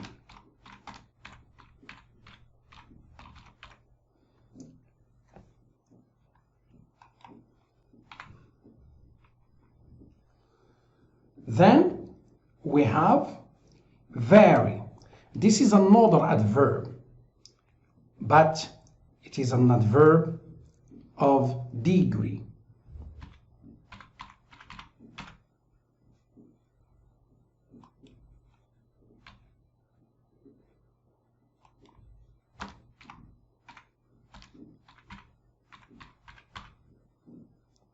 The last one, which is slowly, this is another adverb, but what kind of adverb? It is an adverb of manner.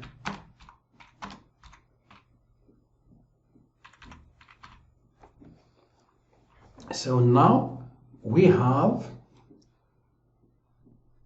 5 parts of speech which are Brahim does not and very slowly, and each one has its name.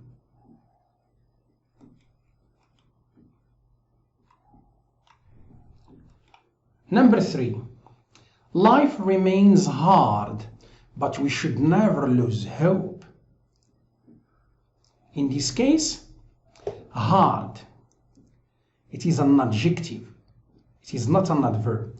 How shall I know? Is that we have remains.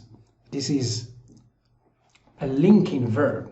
And after a linking verb, we have an adjective. We can't have an adverb. And therefore,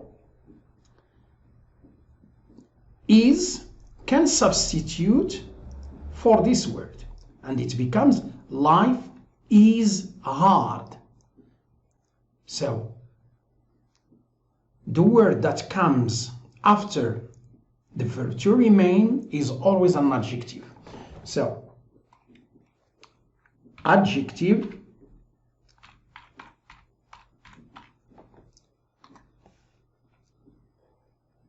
but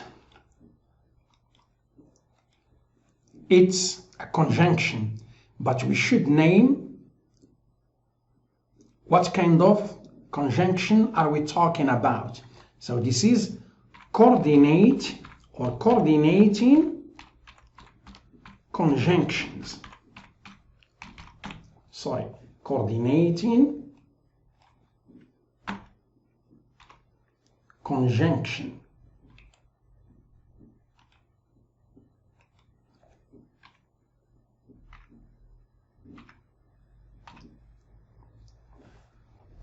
This is number 2. Should, it's clear, it's very easy. Always it is a modal.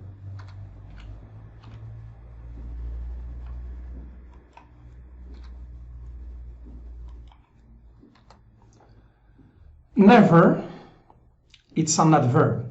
But what kind of adverb? It's an adverb of frequency, like sometimes, always, usually, scarcely, rarely, and so on. Adverb of frequency.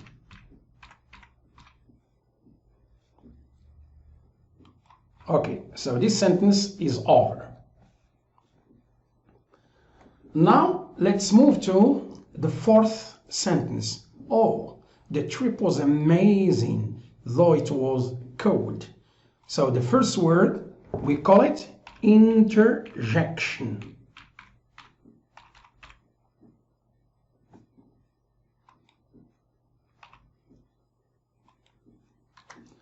The second one, it's clear, it's an adjective.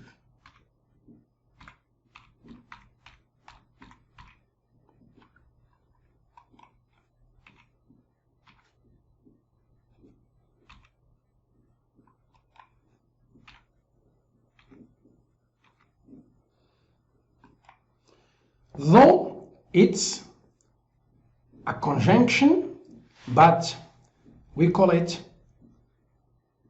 more exactly subordinate conjunction.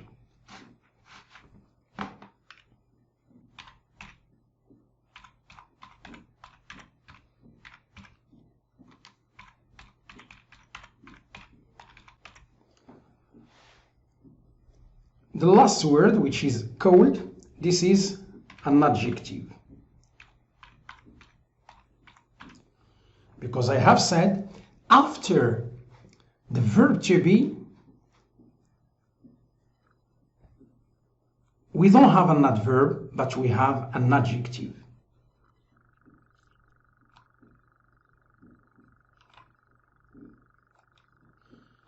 Number 5, they hate each other, though both are brothers. So here, each other, it's a pronoun. But what kind of pronoun? Reciprocal pronoun.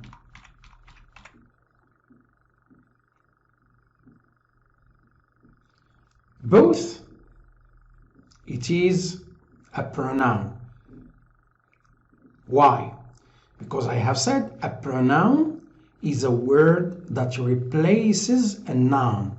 So instead of, if we want to take out both, we can replace it with though, Hamid and Rashid. So Hamid and Rashid, two nouns. So both replaces them.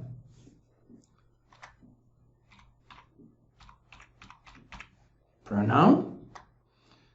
And are is a linking verb because it links both and brothers. It serves as a link. That's why we call it linking verb. Number 6. He's the oldest teacher in our group platform. Oldest is an adjective, but what kind of adjective here? Either we have an adjective which is ordinary, normal, or we have a comparative adjective when we have comparison, or when we have superlative adjective. Here we have est, so it is superlative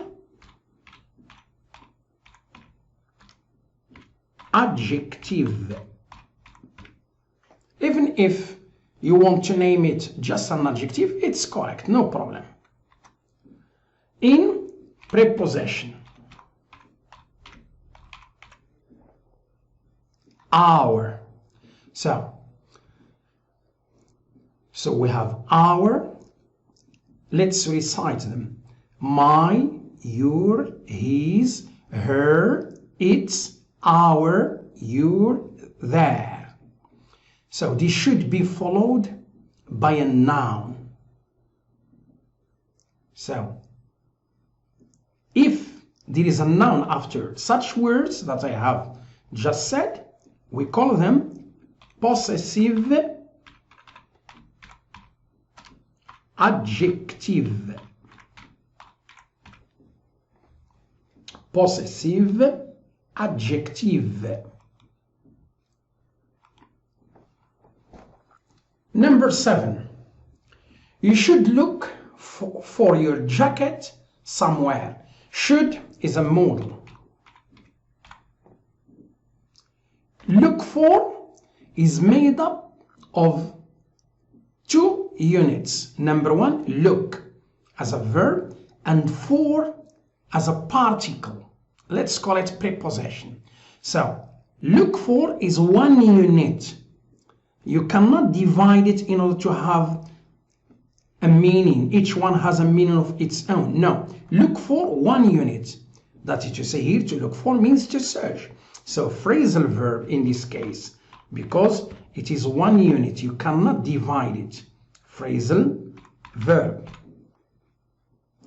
Somewhere, to look for your jacket. Where? Somewhere.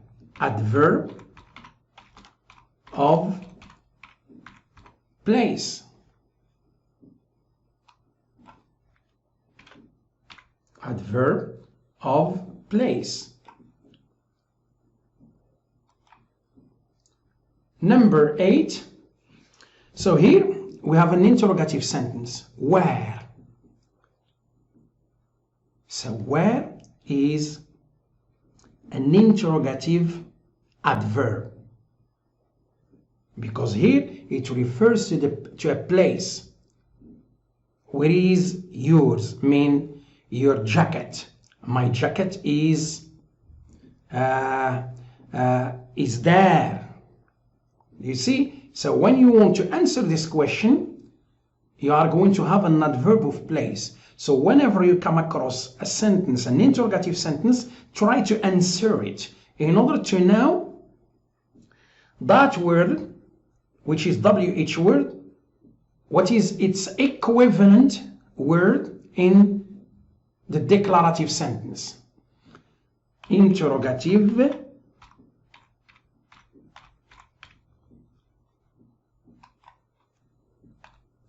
interrogative adverb. I have said just recently that my, your, her, etc. They are called possessive adjectives. But yours is not the same like your. Your, it must be followed with a noun. But yours, no. This is a pronoun. But what kind of pronoun? Possessive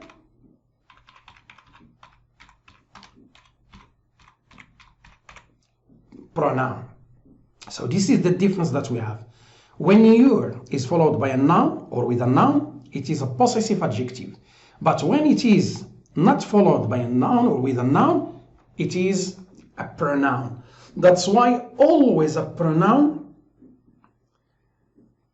comes to take the place of a noun. The last sentence, the definite article. To kill, it's easy. Infinitive verb. And then we have himself. You know, myself, yourself, himself, herself, itself, ourselves, yourselves, themselves. We call them a reflexive pronoun.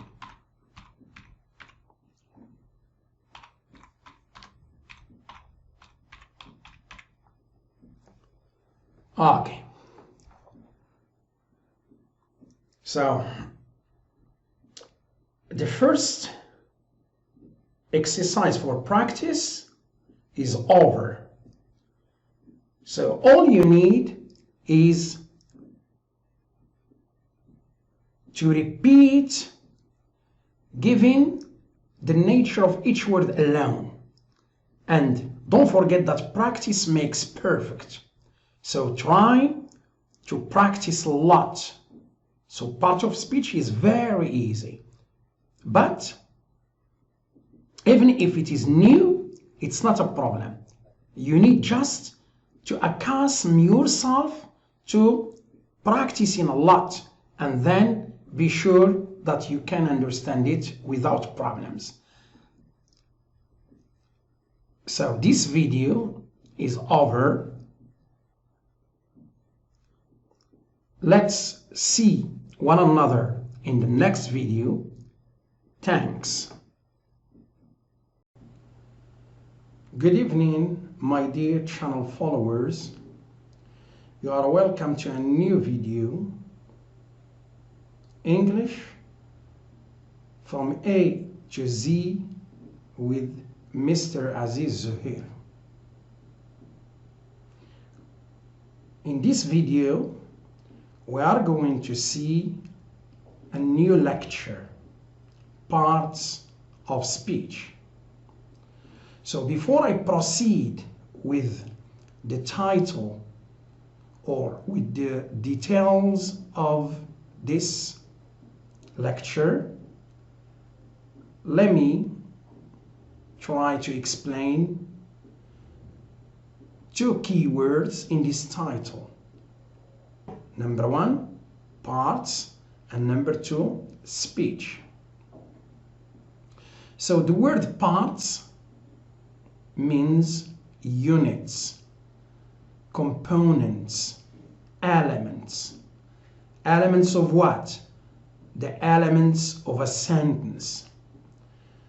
And when we speak about speech, this word means a series or a group of linguistic items that constitute a sentence. And therefore, speech is made up of different sentences.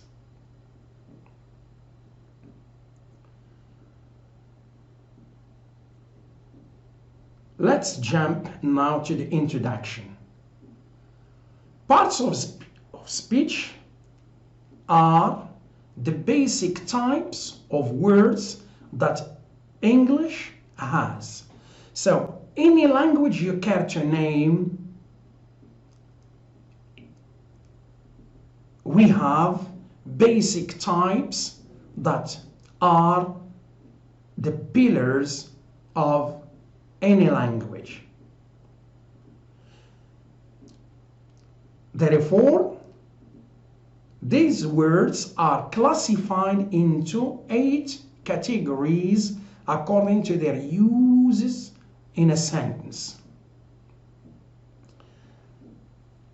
By the way, there are other words that we can find, but they are not included in such 8 categories related to English.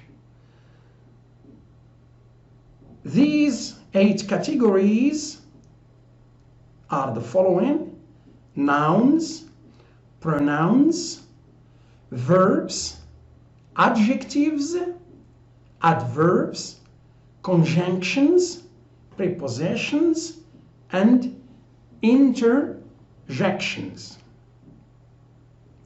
So now we are going to see each category alone.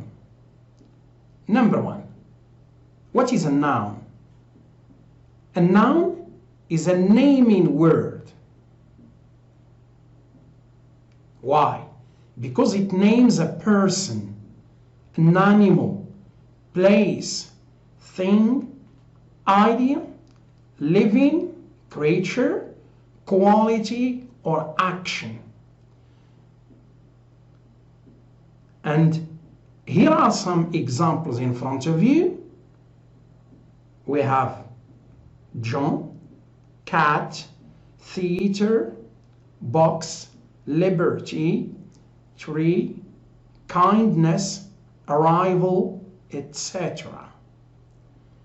So the first category is nouns. Now we move to pronouns. What's a pronoun?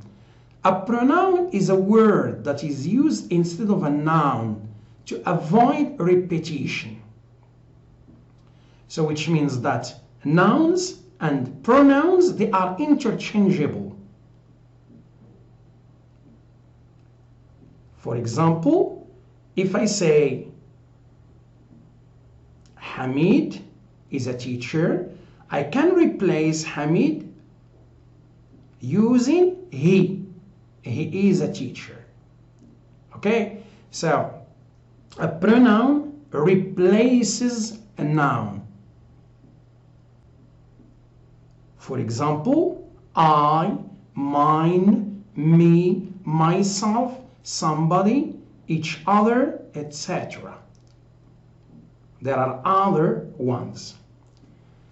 Number 3, verbs. So what's a verb? As a verb is a word which describes an action. Here, a verb that describes an action, we call it a dynamic verb or a state. So the first one, which describes an action, means doing something. But when we speak about a state, it means being something. And these are some examples in front of us, like walk, talk, think, believe, live, like, want, etc. And when we speak about a state, here we refer automatically to linking verbs, especially to be. Number 4, adjectives. An adjective is a word that describes a noun.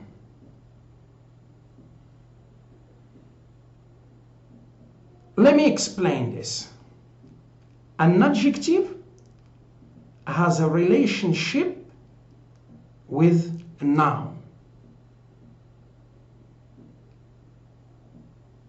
it can pre-modify it or it can post-modify it. So it modifies and tells you something about the noun or the pronoun. Because when we speak about a noun, we automatically refer to a pronoun. Big, yellow, thin, amazing, beautiful, quick, important, etc. So an adjective with a noun or a pronoun, always.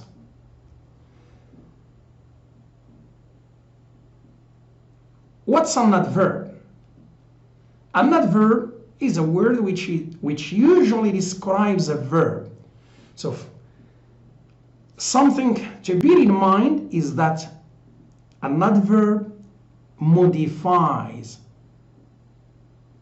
has a link to a verb. It tells you how something is done. It may also tell you when or where something happened. So, when we speak about an adverb, take into account that it can modify a verb. It can modify an adverb, and it can modify an adjective.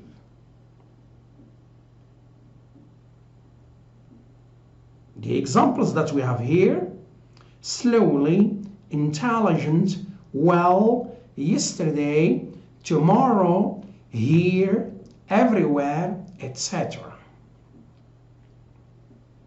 Number 6, conjunction. A conjunction joins two words or two phrases or two clauses or two sentences together. So here we have some grammatical terms, and I promise you in the next videos I'm going to explain them. But what you should bear in mind now is that a conjunction serves to join these two words, two phrases, two clauses, or two sentences. By the way, let me try to name such conjunctions. So number 1, coordinate conjunctions. For example, and, but, so, etc. Conjunctive adverbs: moreover, however, otherwise, etc. Subordinate conjunctions: because, even if, etc. And number 4, correlative conjunctions: neither nor, either or, not only but also, etc. So these are conjunctions, and there are 4 types of conjunctions. Preposition. A preposition usually comes before a noun or a pronoun. We know a noun and we know a pronoun or a noun phrase. So noun phrase means a group of words. This is the meaning of a noun phrase. This preposition joins the noun to some other parts of the sentence. And here we have so many prepositions. Here are some instances in front of you: on, in, by, with, under, through, etc.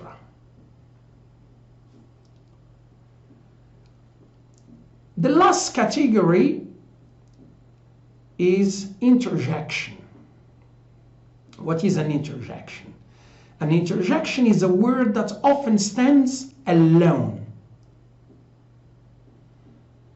These words, they express emotion or surprise. And most of the time, an exclamation mark follows an interjection.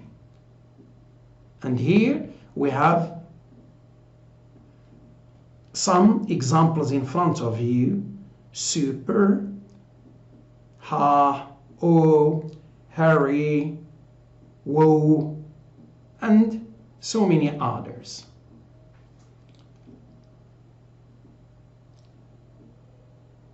So the lecture of part of speech is over now. See you in the next video, and thanks for watching. Good morning, my dear channel followers. English from A to Z with Mr. Aziz Zuhair. You are welcome to a new video. Today we are going to see types of pronouns.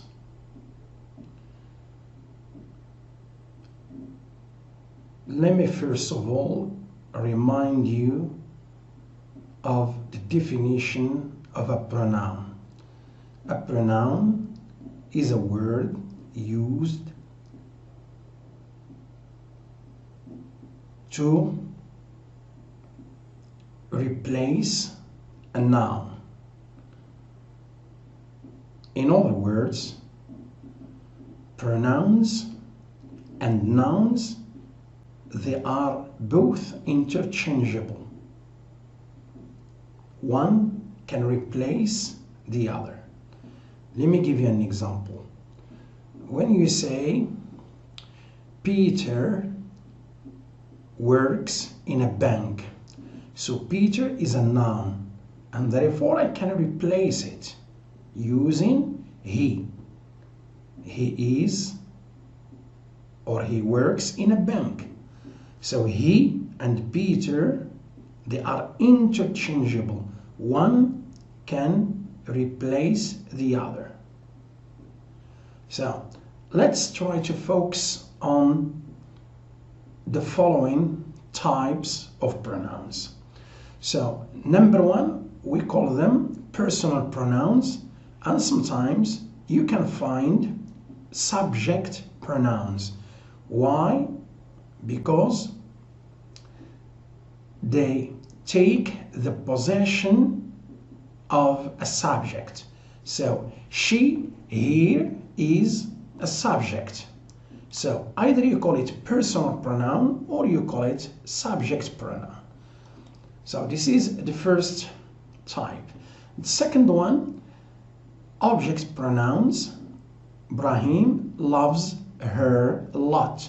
So her, it takes the possession of an object. That's why we call it object pronouns. And the difference between personal pronouns and subject pronouns is that object pronouns all the time comes after, or object pronouns come after verbs, but personal or subject pronouns at the beginning, subject, before the verb. Possessive pronouns. The children like yours. So yours is a possessive pronoun, and in this case I have said before that a pronoun can replace a noun. If I don't want to use yours, I can say the children like your house or the house. So yours replaces the house. So you know the mine, yours, his, hers, ours, yours, theirs. They are completely different from possessive adjectives. possessive adjectives, they must be followed automatically by or with a noun, whereas possessive pronouns are never.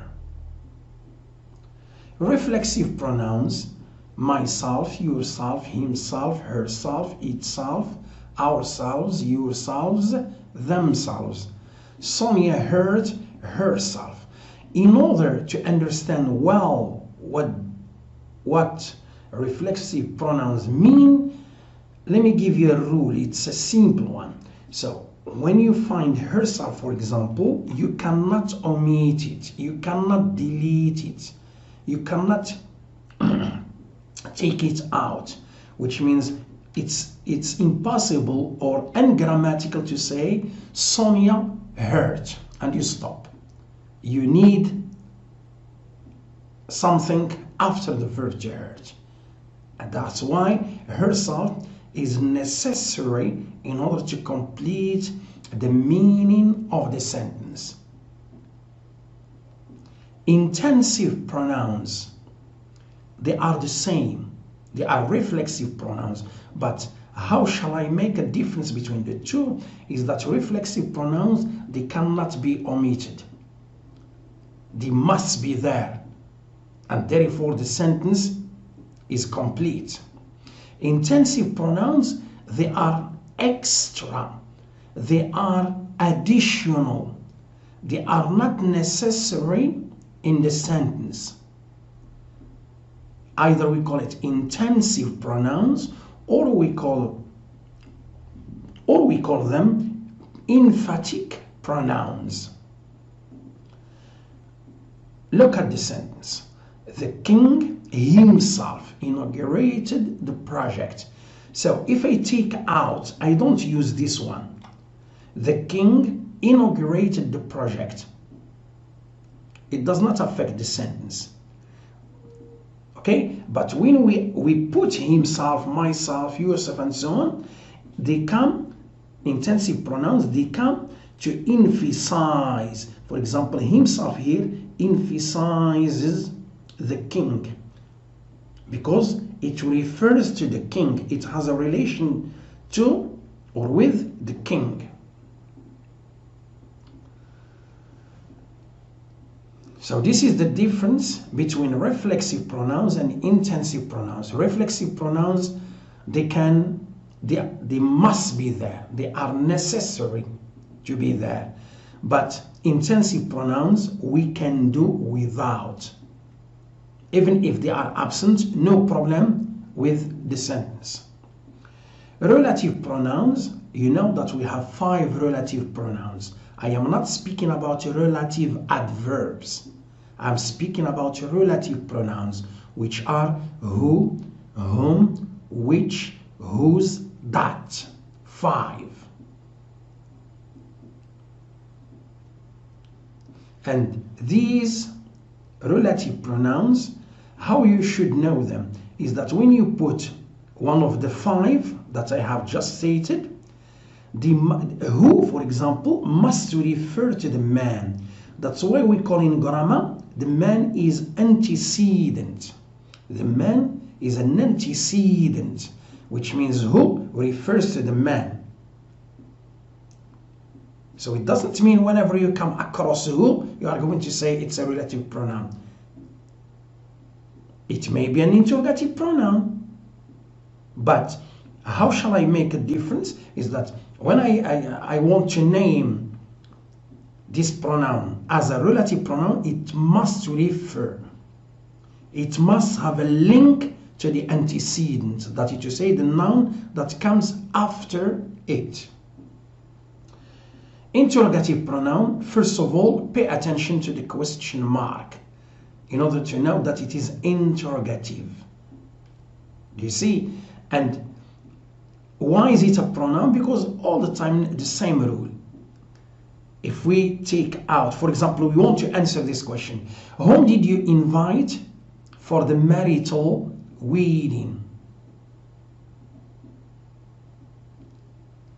Here I should say, I invited Hamid. So Hamid, whom replaces Hamid. That's why a pronoun replaces a noun, and they are both interchangeable.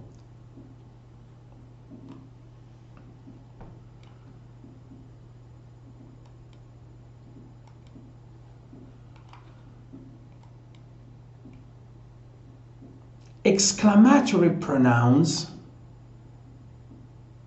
Here we have what a modest person he is. So exclamatory, it has to do with this one, exclamation mark. Demonstrative pronoun. You know, let me try to clarify something very important. We have demonstrative pronouns and we have demonstrative adjectives. Demonstrative adjectives, they must be followed by a noun. For example, this man. But here, you don't have any noun after them. Do this. Do not do that. Demonstrative pronoun, no noun after them. This is the difference that you should all the time take into account. You have this, and you have that, and you have these, and you have those, and you have such.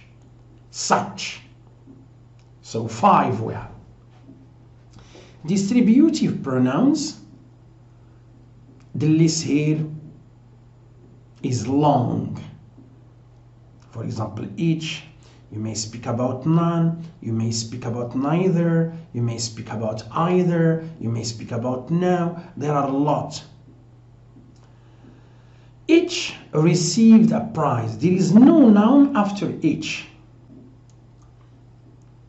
Maybe some of you are going to ask themselves, can I put every here? No, you cannot, because every is not a pronoun. Every, it must be followed by a noun. Every man, every student, every teacher. But each, it can stand alone. And in this case, it is a pronoun. That is to say, it is a subject in this sentence. Reciprocal pronouns. Here we have 2 reciprocal pronouns. We have each other and we have one another. Each other, 2. 2 people, 2 students, 2 teachers. But you speak about one another, more than 2. More than 2. This is the difference that we have. And this is what we call mutual, let me say, something which takes place between the 2 is mutual. For example, we love each other. What does it mean? You love me and I love you. They respect each other here, so they, it refers here to 2 people. They respect each other means she respects him and he respects her. So each other and one another. Indefinite pronoun. Here we have 3 categories or 2 categories. Something, everything, nothing, anything. Somebody, everybody, nobody, anybody. Someone, no one, anyone, everyone. So we have 3 categories here. They are called indefinite pronoun because when you speak about something, it is indefinite. You don't know it. We want something. So something here is not clear. Expletive pronoun. We have just one expletive pronoun, which is it. How shall I know it that I should call it expletive? Let me give you a very easy rule. If I can write to learn a foreign language is important. If I can change the sentence to learn, to begin with the infinitive phrase, to learn a foreign language is important. If you take a sentence and you can, change it to this new structure, automatically it is expletive. For example, if I say it is hot, shall I call it expletive? No, it's not expletive, because you don't have the infinitive in order to change the structure. To learn a foreign language is important, which is the same, similar. It is important to learn a foreign language. That's why we call it expletive. And it does not refer to anything. Just to change the structure, and therefore to learn a foreign language is going to take its place. Pleonastic pronoun, one pleonastic pronoun, which is there. There, we should not speak about an adverb of place. Here, there, no. So this there, grammatically, it is there. It has a form. It takes a possession, the possession of the subject. But concerning the meaning or reference, what does this word refer to? Because when I say they, for example, here, it refers to two people, but here, there, does not refer to anyone or anything. That's why we call it dummy subject. What does it mean, dummy? Means empty. Dummy subject or empty subject, but it is there. Concerning the structure, grammatically speaking. But when we speak about the reference and we speak about the meaning, nothing is there. There is a man in the kitchen, and you cannot change the sentence like the previous one, expletive pronoun. So, in order to make a difference, pay attention to there, which is called empty subject or dummy subject, no reference, no meaning of its own, but the second one, which is I live there. So there, it refers to a place. It's an adverb of place. It refers to a specific place. So these are the types of pronouns, and in the coming videos we are going to practice a lot pronouns because they are very important, and then we are going to see each one how it works in a context. Okay, because if we try to work on a context, it will be more important than just working, for example, on individual sentences. Am I clear? So the video of today is over. See you in another video, and thanks for watching. Good morning, my dear channel followers. English from A to Z with Mr. Aziz Zuhair. You are welcome to a new video. In this video, we are going to focus on adverbs. Mainly, we are going to see the types of adverbs. Also, we are going to give some examples that serve to illustrate these types of adverbs. Before I begin to explain these types of adverbs, let me try to recapitulate what has been seen before. Is that an adverb is a word that used to describe and to modify a verb. For example, I say, she speaks English very well. So the adverb well modifies the verb to speak. This is the first case. Another case is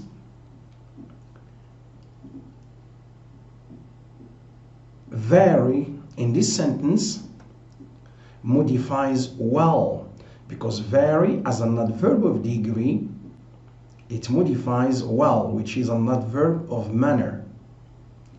This is the second case. The third case, when we have the adverb of degree that modifies an adjective. She is very happy. So very as an adverb of degree, it modifies an adjective here in this sentence. So this is just a short recapitulation in order to help you remember well the part of speech, especially which is related to adverbs. So let's see the first case, or the first type. Adverbs of manner. How shall I know an adverb of manner? Through WH word, which is how. So manner has to do with how. My brother runs fast. How does my brother run? The plane landed safely. She was dressed in new clothes. He sat comfortably in his chair. So all these adverbs which are underlined in front of you, we are going to put or to use the WH word, which is how. She was dressed in new clothes. This is just PP because it begins with in, but even if it begins with a PP, it is an adverb. And then we are going to ask the question, how was she dressed? Okay, so for the first case here, all the time use what we call how. Adverbs of time. The train has already left.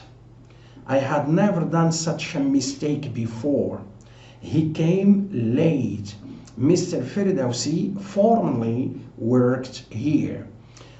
All these adverbs which are underlined, we can use when I want to ask a question. He came late. When did he come? Do you see? So these are just certain, techniques in order to help you understand what type of adverbs you have. Adverbs of place. Here we can use WH word, which is where. They are there. They are abroad. What are they doing downstairs now? She did not study in this language center. If I want to put a question, I'm going to say, they are here, they are there, where are they? So, an adverb of place, all the time use where. Adverb of frequency. Here you use the WH word, which is how often. Here you use what we call adverbs of frequency, like seldom, always, twice, once, ever, never, rarely, sometimes, usually, often. So they are clear. Concerning the first sentence, we can put the question, how often does she go to school by bus? And then you answer using seldom, usually, whatever you like. Adverbs of degree. We can use here how much.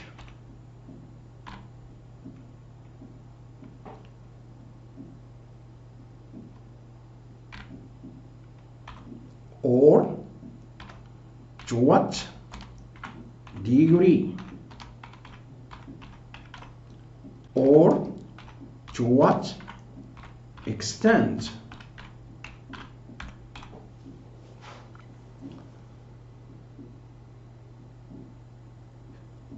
These adverbs, most of the time, or they come to modify, for example, vary, it comes to modify tall. Rather, it comes to modify this adjective busy.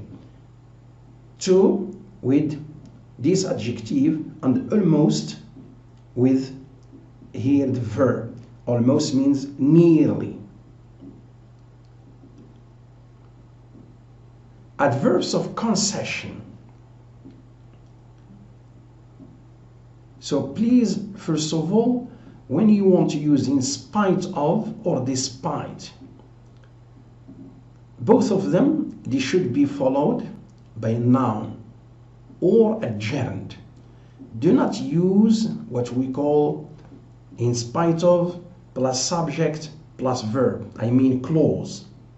Okay? In this case, in spite of his old age expresses concession, and therefore it becomes an adverb of concession.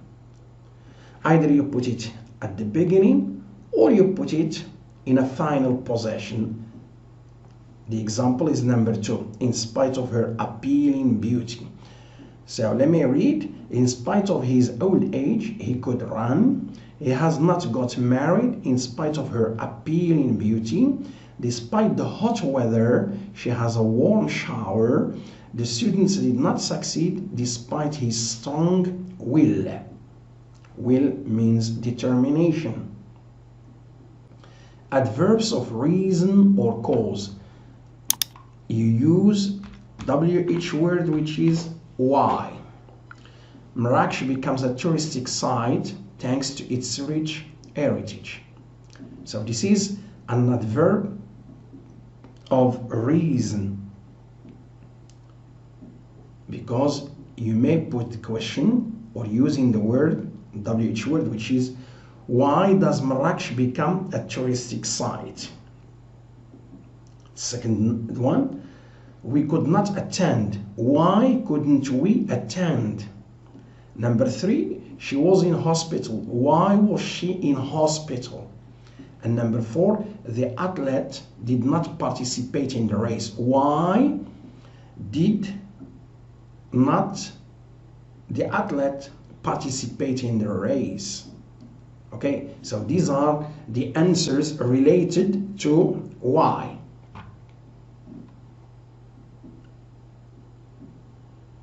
Here we have adverbs of purpose. Both of them, reason or cause and purpose, have the WH word, which is why. Mr. Rabati went overseas, means abroad. Why? To study engineering. Why did Mrs. Rabati go overseas? Number 2, they jog every day. Why do they jog every day? In order to keep fit. Number 3, so as to be on time, she took a taxi. Why did she take a taxi? Drivers use this button for starting the engine. Why do drivers use this button? So you see, all of them you can use WH word, and then the answer is going to be like the ones we have in front of us. Adverbs of affirmation. You affirm, you agree. Here we have yes, of course, all right, okay. So these are adverbs of affirmation. Adverbs of certainty. You express certainty, you are sure of something. So we have the adverbs surely, unquestionably, undoubtedly, actually, okay, and the list is still long. Adverbs of evaluation. Here, evaluation, when we want to express our point of view, our opinion. Personally, I think the show was great. Honestly, mothers are the source of emotional warmth. Fairly, our team deserves the championship. Equitably, women work harder than men. So here you evaluate, you give your point of view. Adverbs of negation, they are clear, especially not. Everybody is familiar with this word, but the ones that create some problems for most students is hardly. So hardly, if I want to understand it, simply can replace it. He can hardly understand his wife means he cannot understand his wife. He could scarcely keep means he could not keep. And this one, the light is so dim that he can, that he can hardly see, which means here he cannot see.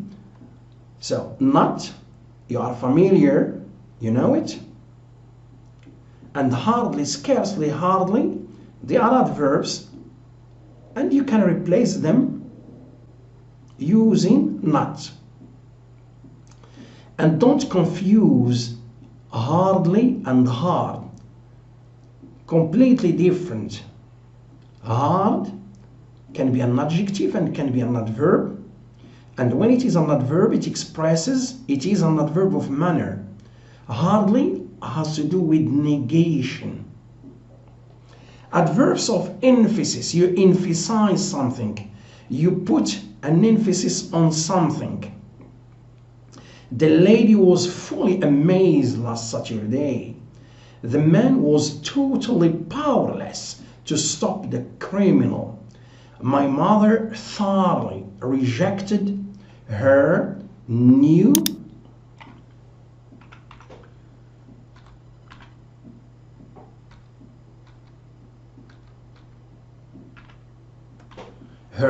responsibility.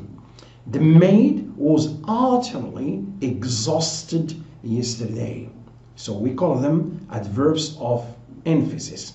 Focusing adverbs. You focus, you concentrate on something. And in this case, when you focus, you try to restrict. You do not speak in a general sense, but you restrict what you are talking about. Like you specify. Even the teacher could not answer Amel's question. So here you specify the teacher. You are not speaking about all the people, all the students, but just you focus on the teacher. I just wanted to ask you why she misbehaved. Here, I don't have a lot of questions, but just this question, why she misbehaved. Only, it's clear, only there is, not all people, only there is, lent me money to buy a car. And the other one, simply do what you have to do. You do not generalize, but you specify. The last type is related to sentence adverbs. What do we mean by sentence adverb? Is that such adverbs naturally, ideally, fortunately, hopefully, they modify the whole sentence. They refer to the whole sentence, not only to the adverb. When we say naturally, it refers to women are fastidious. Not only just one word, but the whole sentence, all the sentence components. So naturally, women are fastidious, which means hard to please. Ideally, she is the symbol of innocence. Fortunately means luckily, the patient did not die. Hopefully, the storm has abated, has decreased, has diminished. So today's video is over. See you in another video, and thanks for watching. Good morning, my dear channel followers. English from A to Z with Mr. Aziz Zuhair. You are welcome to a new video. Today we are going to study linking words, especially coordinating conjunctions.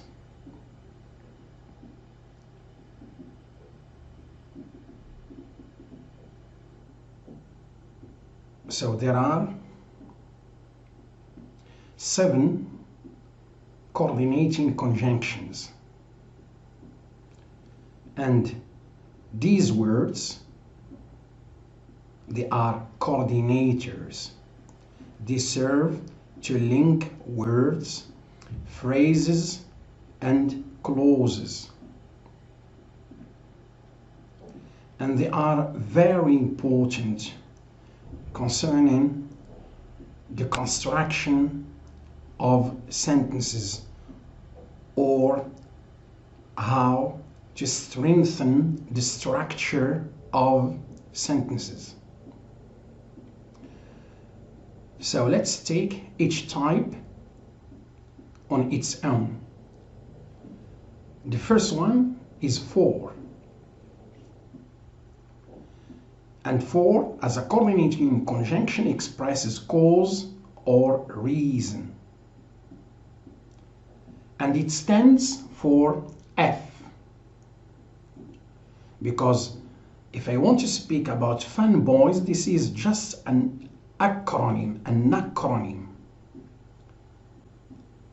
Each letter stands for a coordinating conjunction.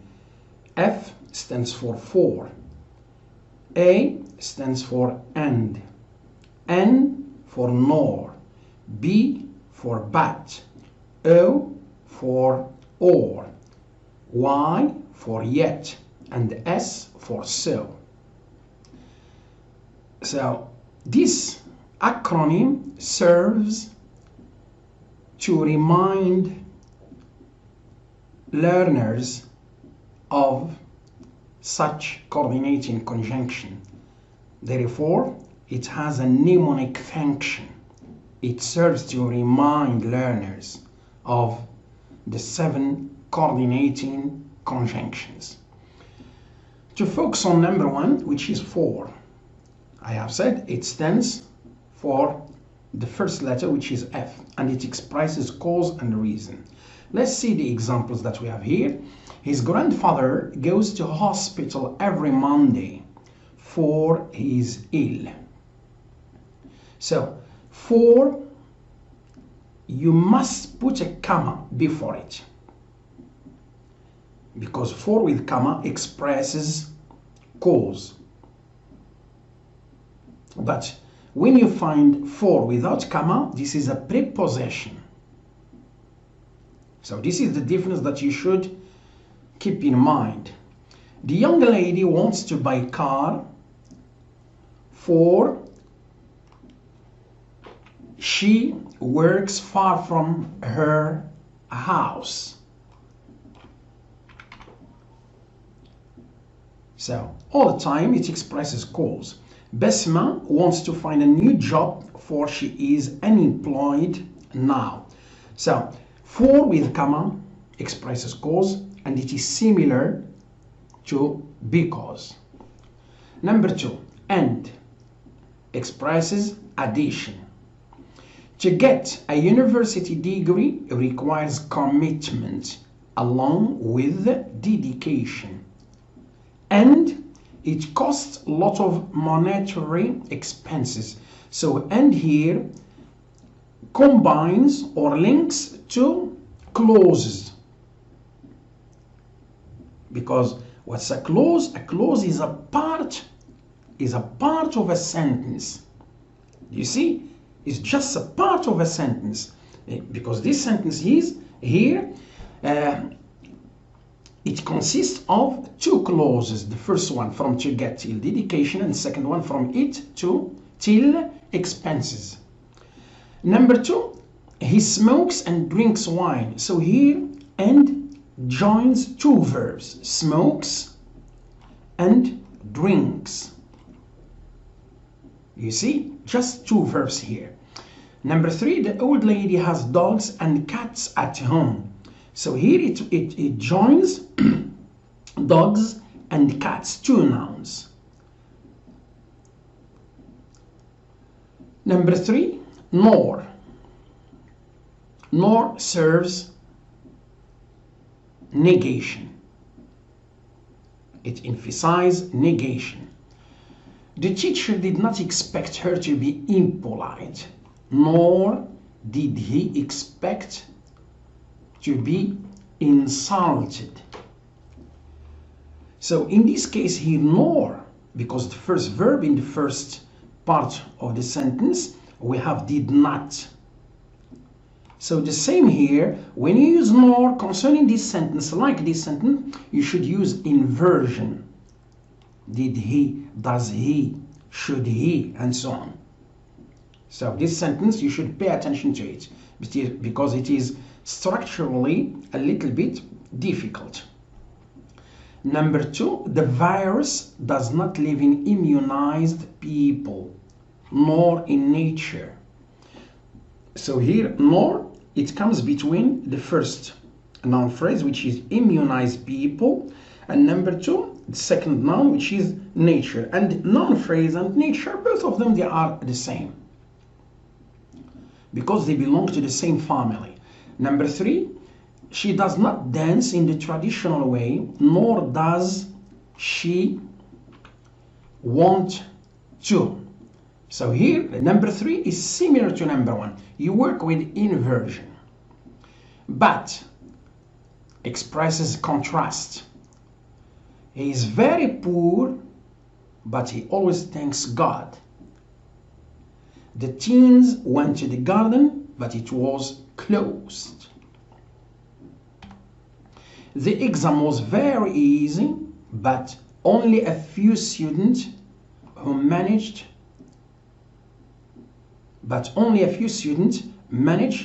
to have high marks. Do you see? So all the time you have 2 clauses which are in contrast. The first clause and the second clause that comes after the coordinating conjunction. Let's go to or. Or expresses choice. You should choose this or that. Do your homework or go out. So in this case, whenever you find comma before a coordinate conjunction, it means that you have 2 clauses. The first clause and second clause. Concerning number 2, what's your favorite color? Red or yellow? No comma here. before or. Why? Because it joins two adjectives or two nouns. Two nouns, red or yellow. Number 3, the perfume smells really good. So I'm sure its price is high. So here, comma, because we have two clauses. The first one, the perfume smells really good. The second one, I'm sure its price is high. So whenever you find comma before a coordinating conjunction, it means that it links two clauses. To remind you, a clause is a part of a sentence. It is not a sentence, but just a part of the sentence. Yet, which is similar to but. He is helpful, yet he is insolent. So two constructive, descriptive adjectives, helpful and insolent. Something which is positive, helpful, something which is negative, insolent. The criminal resisted a lot, yet he finally submitted. You see, all the time we have contrasts. The little child loves biscuits, yet he does not like sweets. So he's loving biscuits in contrast. And second one, which is he's disliking sweets. So to repeat, I have said that yet is similar to that. Both of them express contrast. So result. When I say result, consequence. He is a hard working. What is the result? So he always has good marks. So the second one expresses result. Okay, so he is hardworking. This is we describe this person that he is hardworking. And what is the result of his hard work? Is he always has good marks. So comma before it, because we have two clauses. This is the first clause, and second clause is this one. And by the way, when we speak about a clause, we do not speak about a phrase. A clause, I have said, is a part of a sentence in which you must find subject, verb, and maybe something else after the verb. This is what we call a clause. But when we speak about a phrase, there is no subject and there is no verb. Keep it in mind. It's very important to make a distinction between the two. Messi is a talented soccer player, so his world fans enjoy following the Spanish league. So, since Messi is a talented soccer player, what is the result? The fans all over the world, his followers, those who love Messi, his world fans enjoy following the Spanish league because Messi plays in Barcelona, and therefore Barcelona participates in the Spanish league. That's why you find a lot of fans follow this championship. The last sentence. The king was very ill. And what is the result of this? So he could not deliver his speech to Moroccans. So expresses a result. Always. So, to recapitulate, coordinating conjunctions are words that serve to link and to join words, phrases, and clauses. Fanboys is an acronym which is made of 7 letters that correspond to each coordinating conjunction. And therefore, what is the function of this acronym? Just to help learners and students remember well the 7 coordinating conjunction so as not to forget them. And each coordinating conjunction has or expresses a meaning of itself or a meaning on its own. Concerning the comma, we use a comma before a coordinating conjunction when we have 2 clauses, but when we have 2 words or phrases, no comma. Good luck. So, this video is over. See you in another video. Thank you for watching. Good morning, my dear channel followers. Nice to meet you once again. English from A to Z with Mr. Aziz Zuhair. Today we are going to see parts of speech, and more exactly we are going to focus on the function of words within a sentence. When we speak about function, we mean something very important in relation to words or a group of words.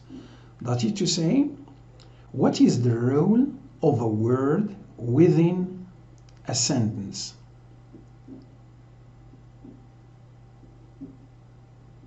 In this case, the context in which that word or group of words is very important. So let's take each sentence by itself, and then we are going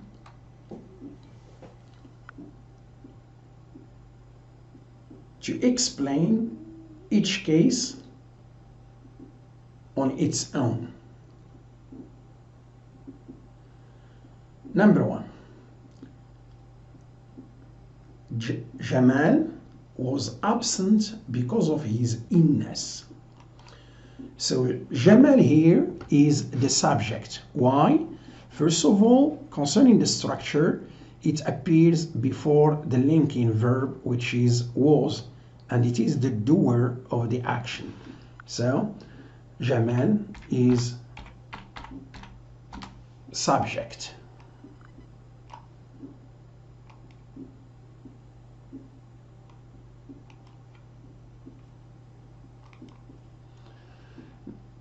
Absent, this is a subject complement. Why?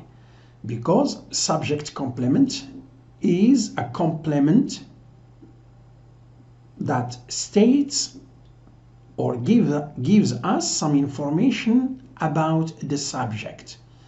And in order to name an adjective or a noun as subject complement, you must have a linking verb, which is the verb to be, and its sisters, like the verb to remain, to seem, to prove, and so many others.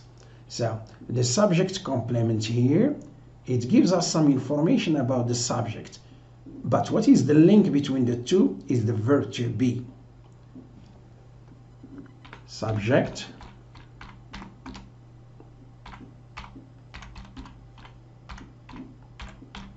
complement.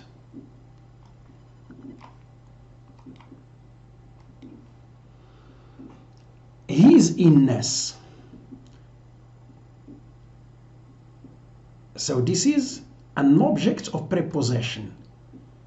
An object of preposition is always related to a preposition. So because alone, it is a subordinate conjunction, alone, but when we have because plus of, it becomes a preposition. Therefore, it is object of preposition.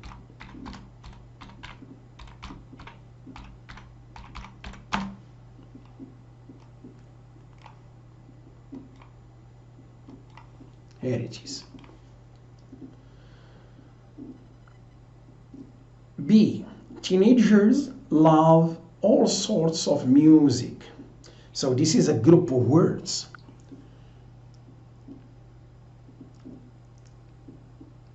And the function of this group of words is direct object. Why? Because the verb to love is a transitive verb, and all transitive verbs require complements, especially direct objects. If I want to test, let me put the following question. What do teenagers love? What do teenagers love? When you can use the WH word, what, in this case, this is a direct object. Something else that I should add is that the sentence is incomplete without direct object. Teenagers love, you need what? Therefore, all sorts of music is direct object.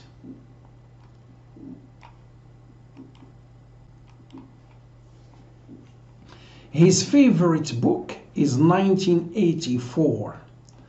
So favorite as an adjective in nature. So whenever we have an adjective before a noun, it becomes adjectival in function, always in function. An adjective before a noun is called adjectival. 1984. This is the name of a book. And in this case, it does not refer to time. So we cannot say it's an adverbial, especially of time, because here it refers to a book. In this case, 1984 refers to his favorite book, and the link between the two is the verb to be. Therefore, subject, complement.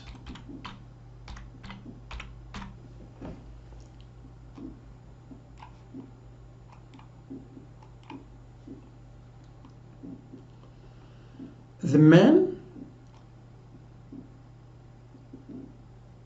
told them a stupid joke.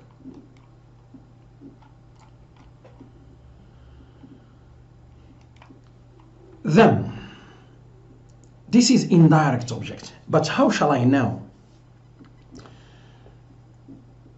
If you can insert in this place, after told, if you can insert a preposition which is to or for, therefore what comes after them, it is indirect object.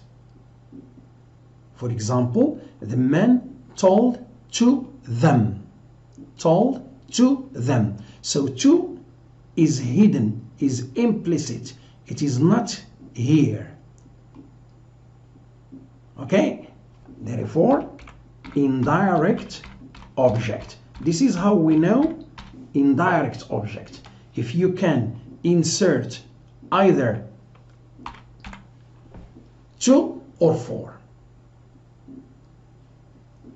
the pronoun or the noun that comes after them, even if they are not written, they are implicit, they are hidden, at that moment, this is what we call indirect object.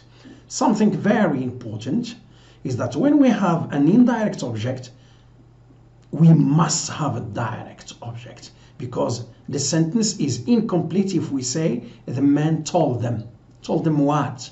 A stupid joke. So the second one is direct object.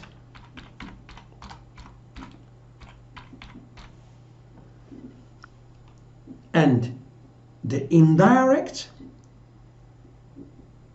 must come after, or must become before, the direct. But in some cases it may come after the direct object. Another thing which is very important, no need to talk about indirect object if there is no direct object in the sentence. So the presence of the indirect necessarily requires the presence of the direct object.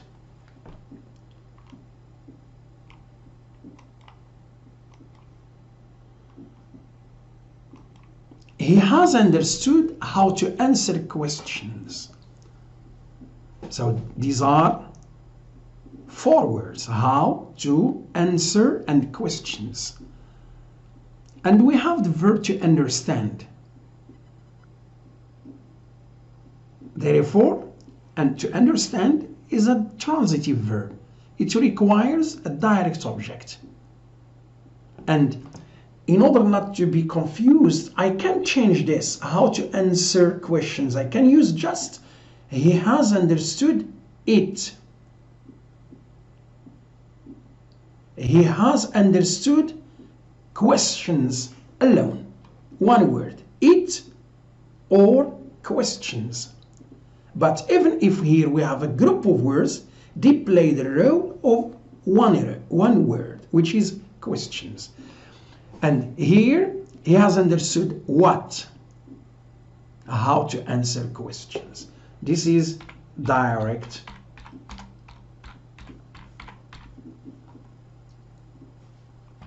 object.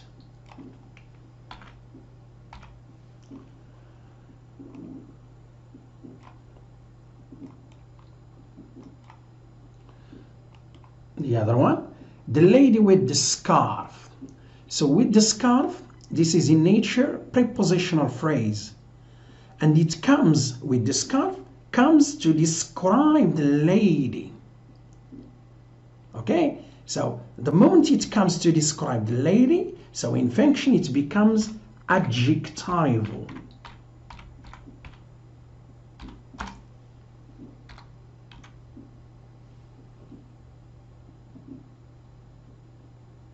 Okay, so for example, if I want to take out with the scarf and I want to say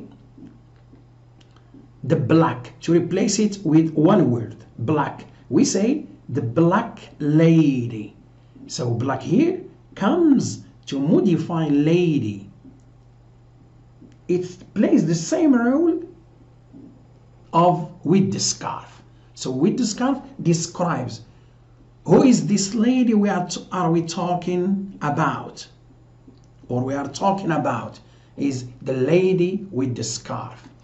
An excellent teacher, this is subject complement, because an excellent teacher refers to the lady, and the link between the two, or the bridge, is the verb to be.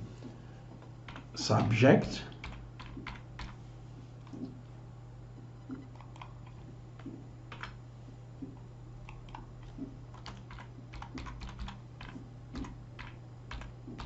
complement.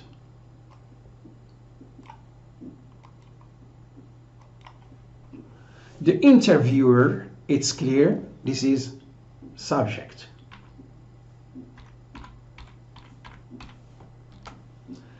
Mispronounce her name. Mispronounce what? Her name. This is a transitive verb, and therefore her name is the complement that completes the sentence. Therefore, her name is direct object.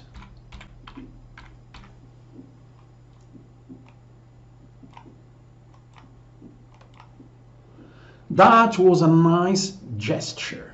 That, you know, this is in nature. In nature, a demonstrative pronoun. But in function, it plays the role of a subject. So, subject. A nice gesture. This is another subject complement. The link is the verb to be. And always the subject complement, either a word or a group of words, it comes to state some information about the subject.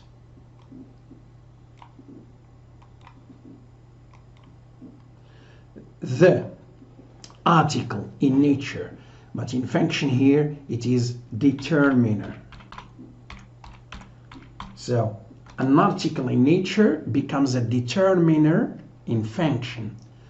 Upset, also subject complement here.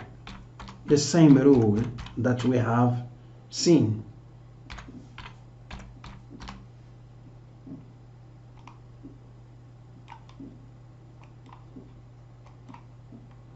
I wish both would be more patient. Both is the subject of would be.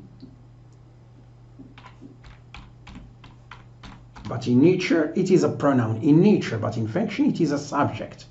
Patient, also subject complement.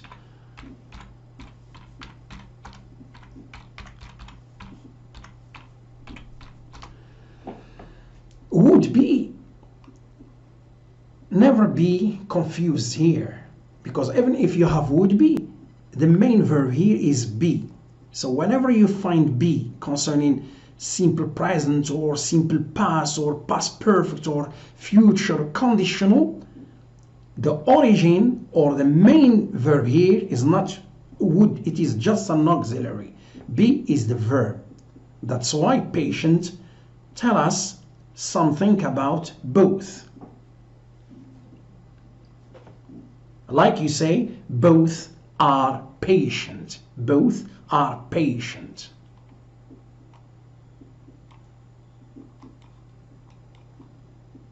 She has been a magazine editor for ages.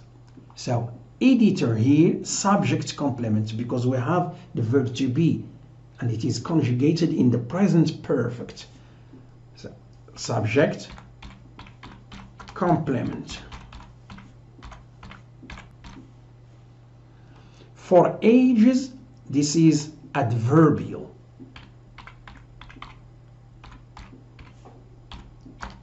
Adverbial, and you know what kind of adverbial? It speaks about time, adverbial of time.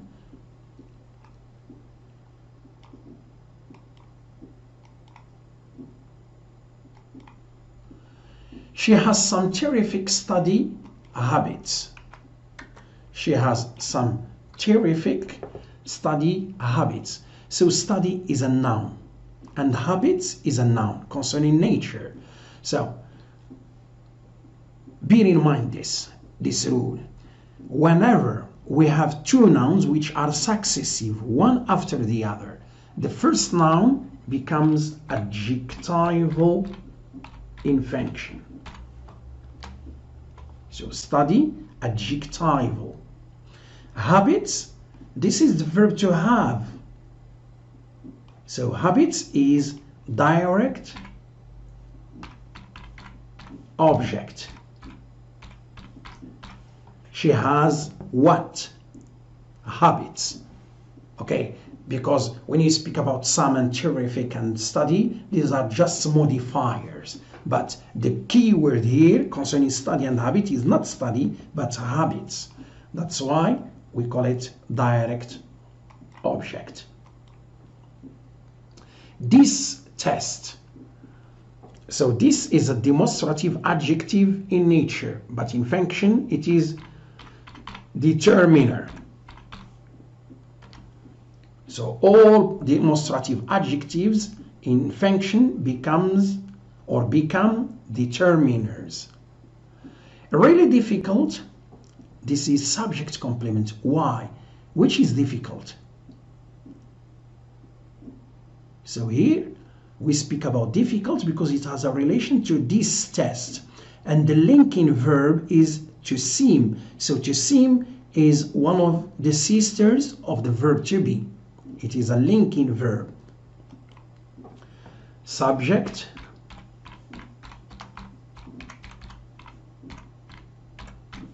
complement.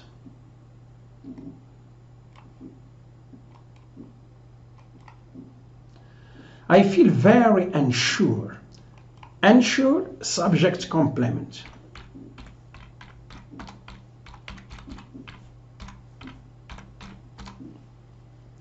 Because the verb to feel is a linking verb and we can replace it. Therefore, we can say, I'm very unsure. Myself, it is object of preposition.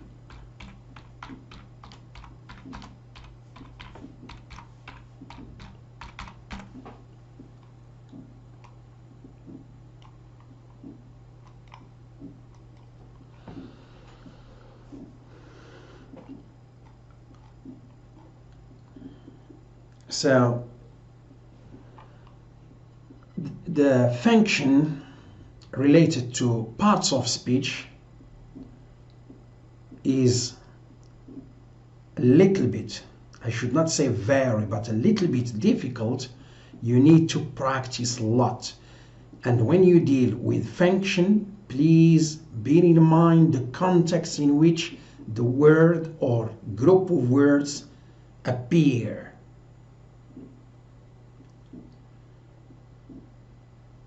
So the lecture is over. See you in another video. Thanks for watching. Good evening, my dear channel followers. English with Mr. Aziz Zuhair from A to Z. You are welcome to a new video. The focus tonight is going to be on sentence combination, mainly on the adjective clauses.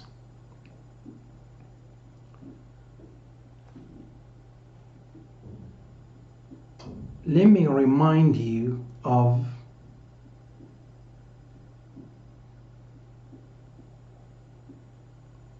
the adjective clause.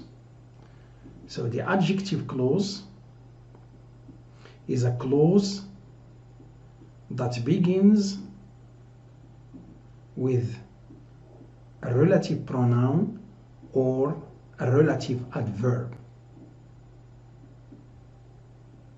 And this relative pronoun or relative adverb should refer to an antecedent. This antecedent, it can be just one word or a group of words or a clause.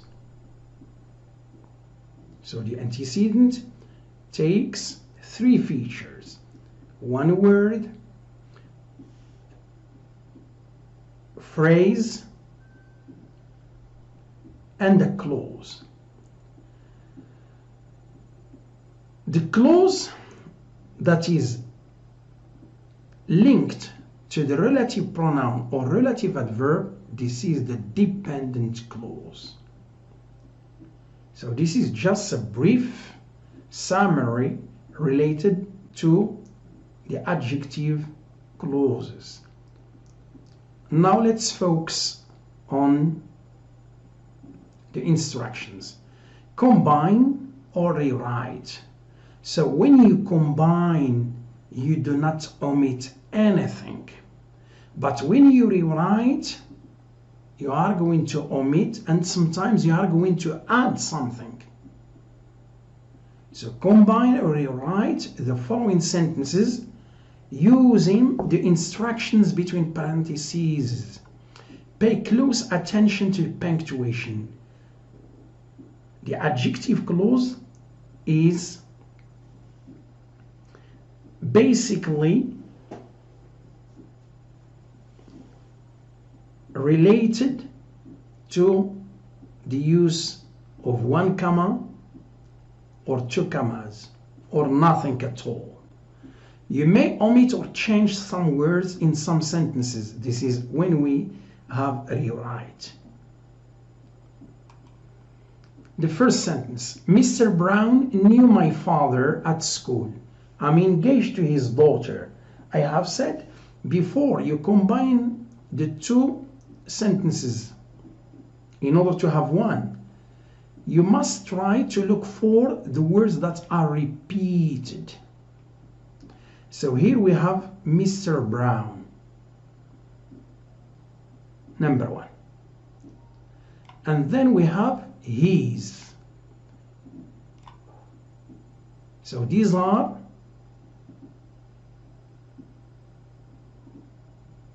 two words that are of great importance concerning the combination.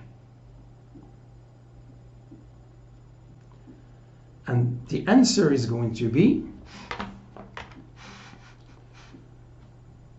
Mr. Brown, comma, whose daughter I am engaged to, second one, comma, knew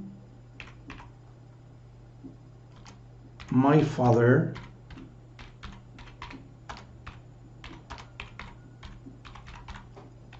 at school. So this is non-restrictive. This is the adjective clause. It is non-restrictive.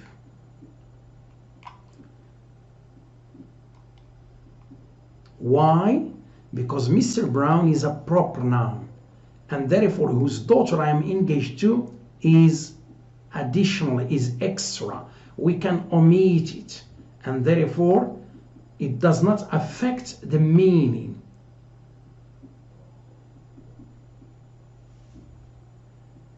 And this is the dependent clause. Daughter I'm engaged to. Second one.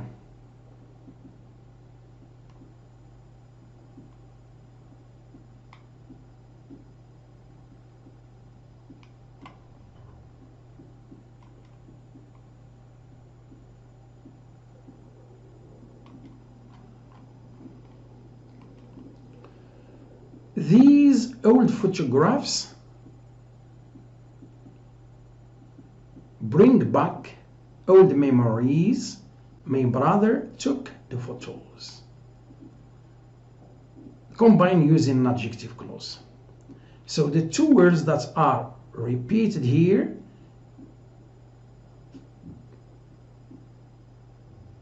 these old photographs,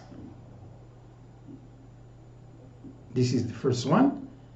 My brother took the photos. So this is the second one. When I want to combine the two, it becomes these old photographs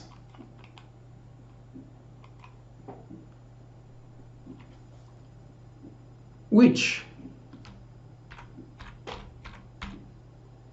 and here we put a comma, I'm going to tell you why, which my brother took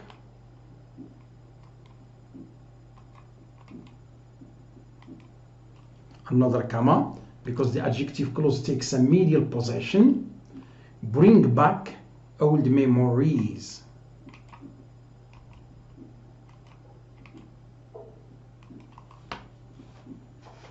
Okay, and the adjective clause is this one.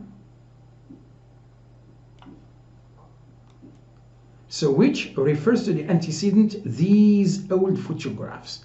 So the most important word here is not old, but these, because this is what we call a demonstrative pronoun, which is you speak about photographs which are near these.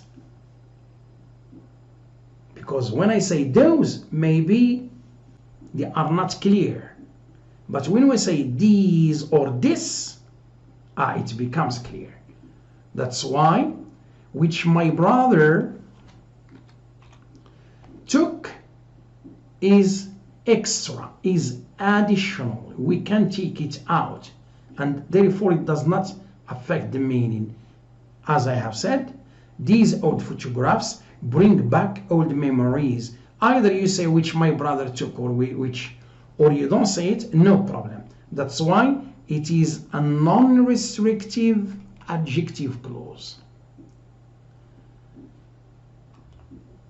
People are true patriots. They love their country unconditionally. So the two words that are repeated are people, and second one, they. Therefore, people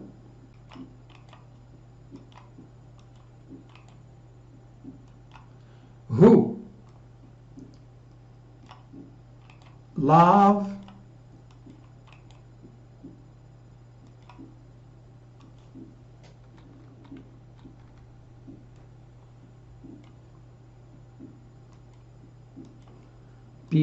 their country unconditionally are true patriots.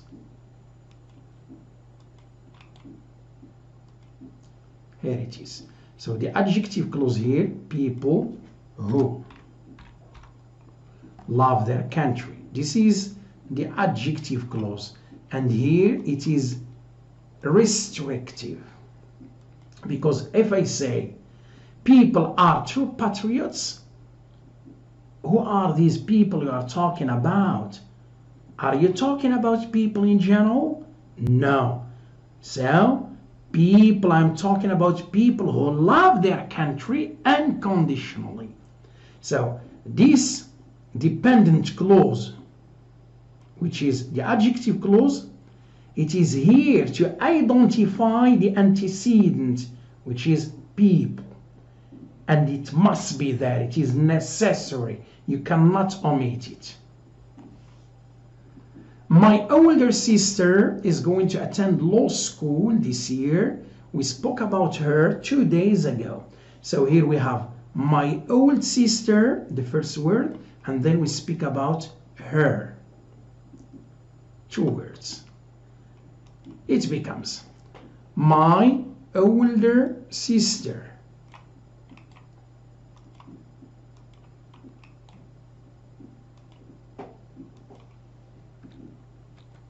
My older sister, whom we speak about 2 days ago. Whom we speak about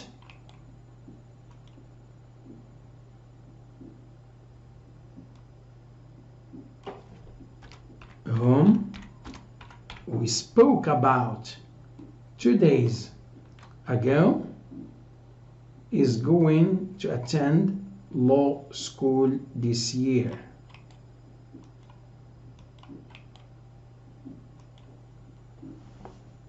So, whom we spoke about 2 days ago, this is the adjective clause, and it is non-restrictive. It is restrictive, non-restrictive, non-restrictive. Why? I'm speaking about my older sister, one. Because when we use comparison, even if you have two, I'm speaking about the one who is older than the other. That's why it becomes definite. It's clear. But when I say my sister, we don't know whether you have one sister or 2 sisters. So it is a non-restrictive adjective clause. And why have we used whom? Simply because whom we use it between 2 different subjects. my older sister and we. So try to use whom whenever you have, it should be between two different subjects. My older sister and we.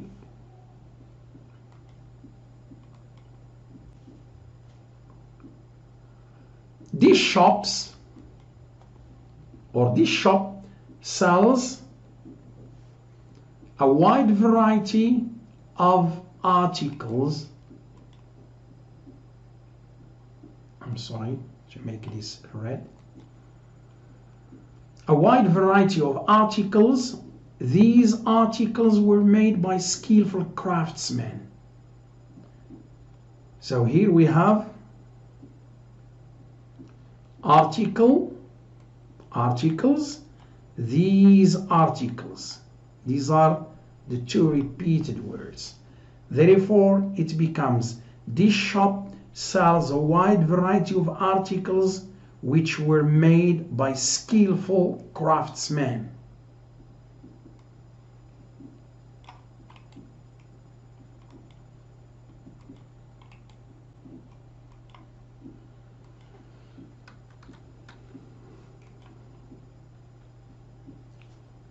Which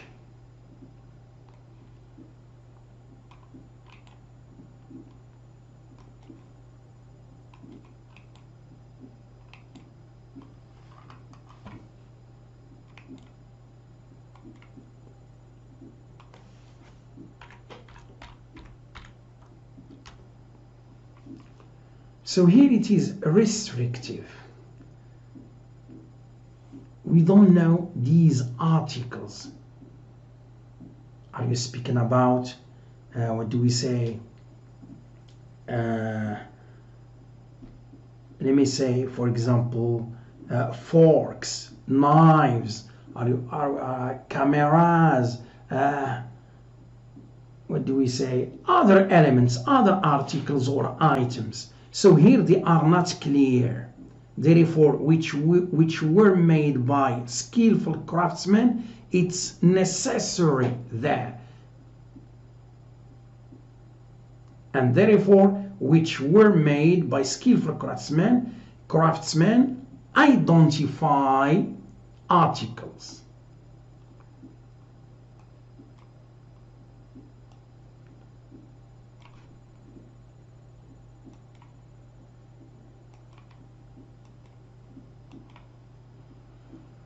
The adjective clause is it is in a final possession. Restrictive.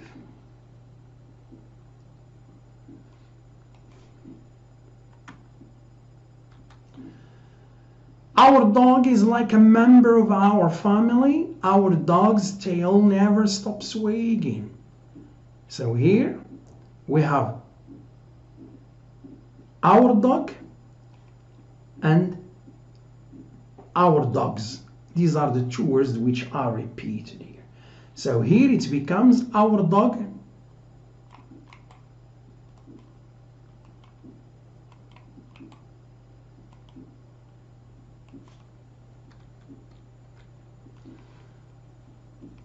whose tail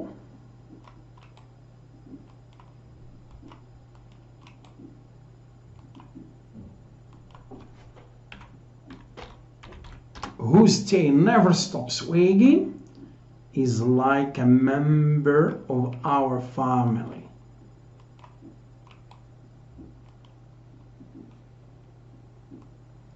So here we try to see whether it is restrictive or non-restrictive.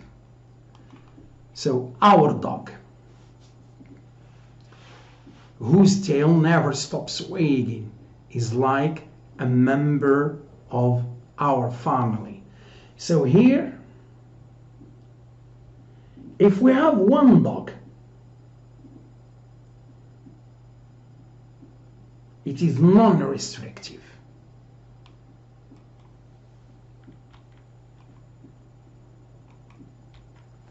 But if we have more than one dog, it becomes restrictive. But since here we put our, which means the family's dog. You see, that's why here it's near, or we understand from the context that we have in front of us that this family has just one dog. Therefore it's clear, it's definite, we know about what we are talking.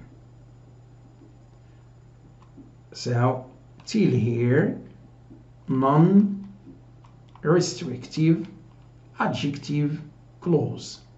Always the adjective clause is a dependent clause. The sales have been up in a recent month. This is a step in the right direction. So the two words which are repeated here is, number one, the sales have been up in recent months. Second one is this. This refers to the whole sentence. The sales have been up in recent months. This is what we call clause modifying clause. And clause modifying clause, it is always non-restrictive.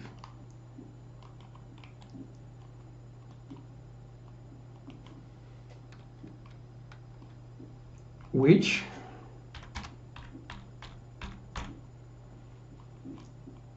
is a step in the right direction.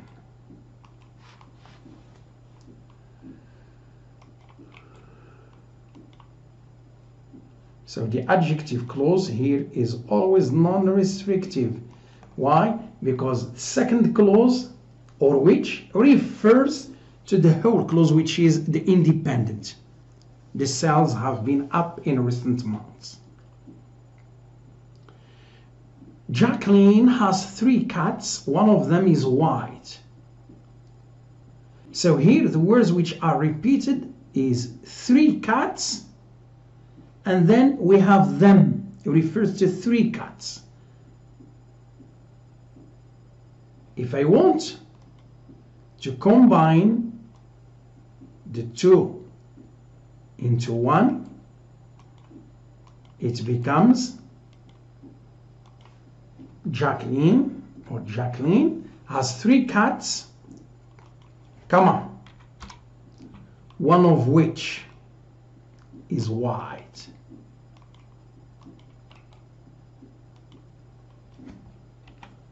So here you should take out this one and use which.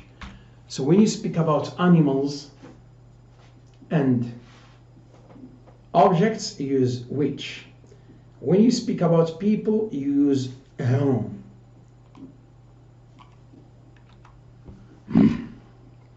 So this is the adjective clause. It takes a final possession and it is non-restrictive. Italian, French, and Spanish. I'm sorry.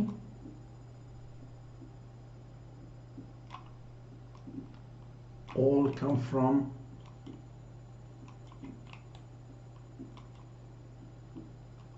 Latin. Second one, it becomes, here we take this one and it becomes, they are all Romance languages. Now the sentence is complete.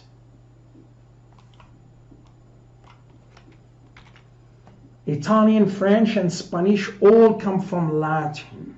They are all Romance languages. So here, if I want to combine, it becomes Italian, French, Spanish.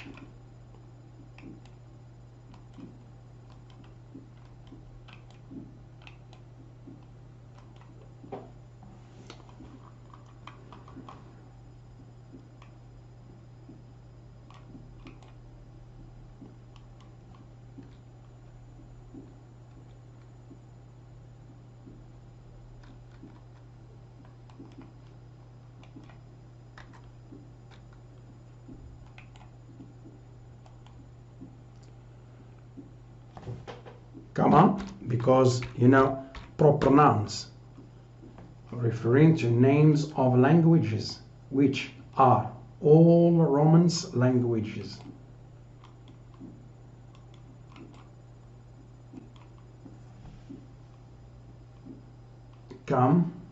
All come from Latin.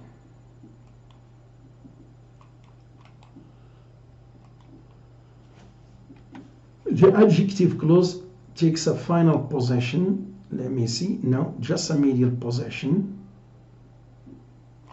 There it is.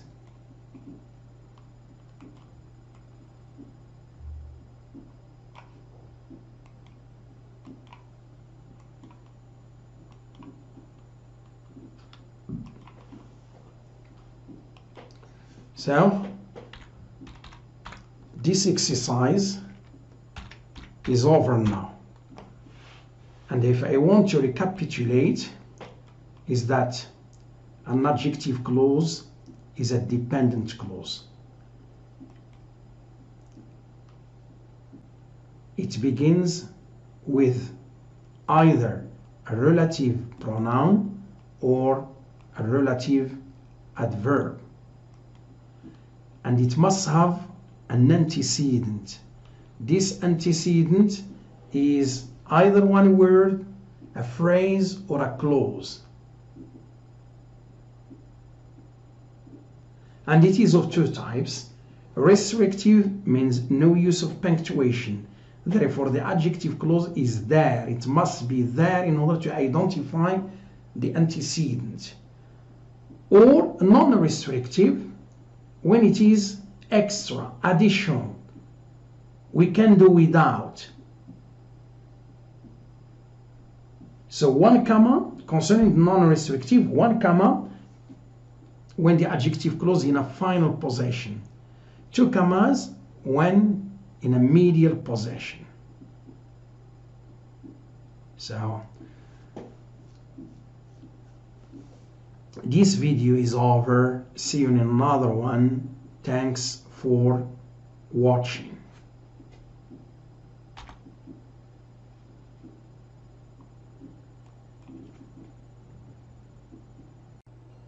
Good evening, my dear channel followers. English from A to Z with Mr. Aziz Zuhair.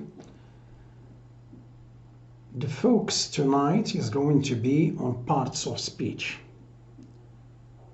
And here we are going to deal with both nature and function. So let's begin. First one, you have to believe in yourself to be successful. In yourself, nature. So this is prepositional phrase.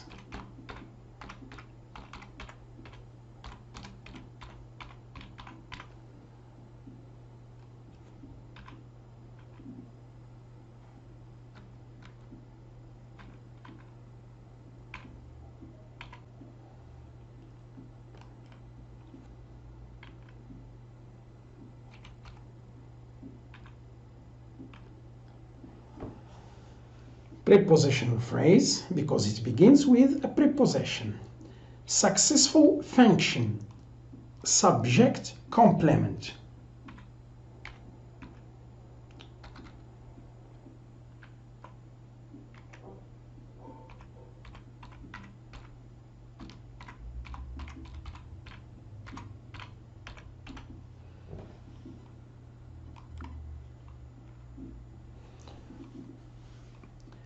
Why subject complement? First of all, we have the verb to be. And successful has to do with you. Because successful as a subject complement tells something about the subject. Via or through the linking verb, which is the verb to be. It. This is what we call expletive pronoun.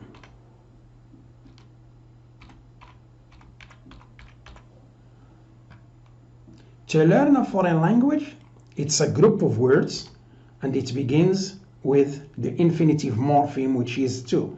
That's why it is called infinitive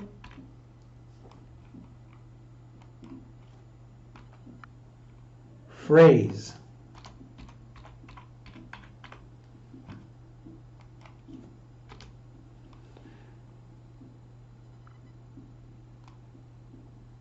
Nature, we should give it function here because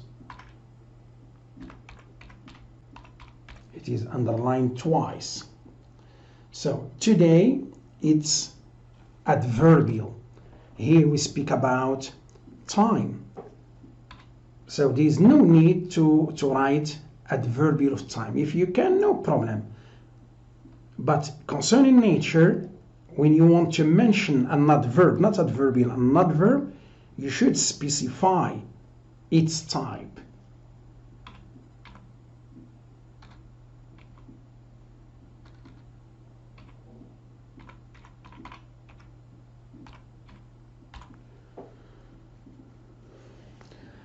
We went to the store to buy a few things. So to the store, this is adverbial. But what kind of adverbial? Place.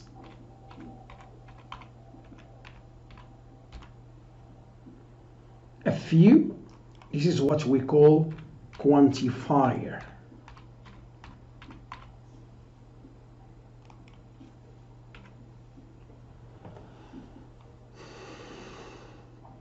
My friend, subject, it's clear. Cannot lift this heavy school bag, so this is a noun phrase. But why so? Because here the head is not this or heavy, but school bag. And this and heavy, they are just pre-modifiers. They modify school bag. Noun, phrase. The weather was very cold. Nature itself, noun, phrase. It consists of the head, which is weather, and the definite article as a pre-modifier. Was, it is here linking verb. Because it links the subject with the complement, linking verb. Very, in function, intensifier. But if you want to speak about it concerning nature, it is adverb of degree. But function, intensifier. Cold, subject, complement.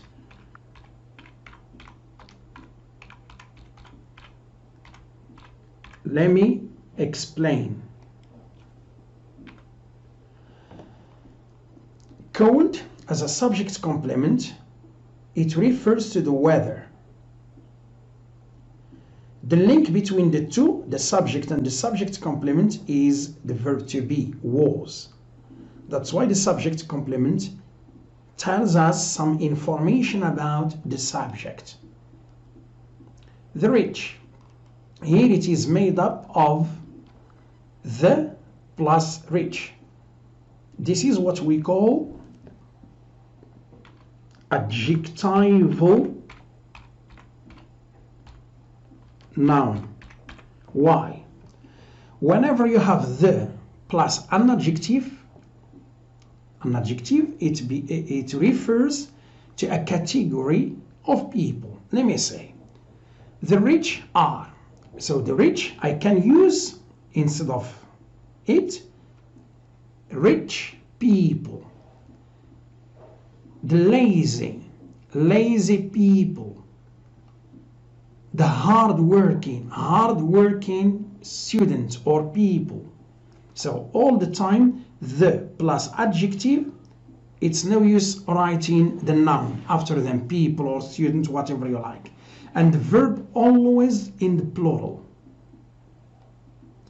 Always, it is adverb of frequency.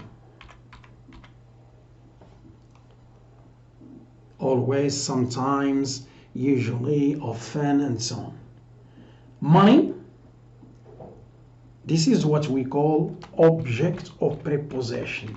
An object of prepossession is always linked to the prepossession that comes before it, which is for in relation to money, object of prepossession.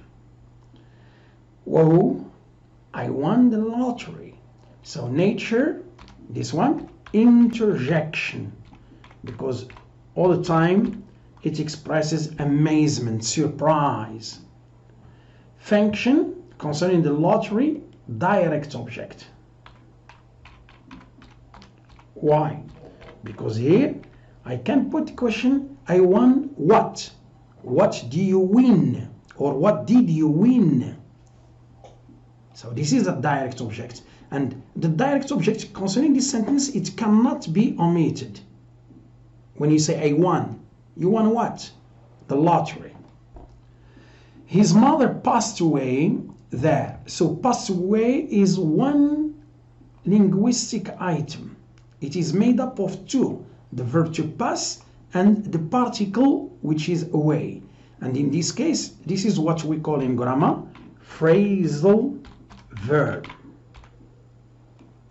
And there it's adverb of place. So in this case, we should name it.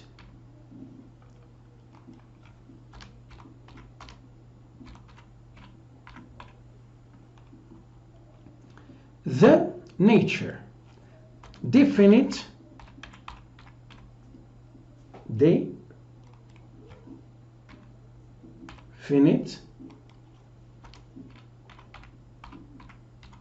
article.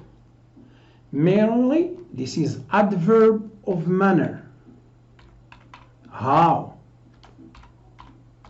Always, you know, an adverb of manner when you ask using the WH question word how. How do the children play? The children play merrily. On send function, this is object of prepossession. On as a prepossession. Object of prepossession. So an object of prepossession in function is always related to the prepossession that comes before it. Sometimes it may be adjacent and sometimes they may be separated. Whose words did you quote? So here, whose, it has different parts of speech concerning nature. But here, it is interrogative adjective.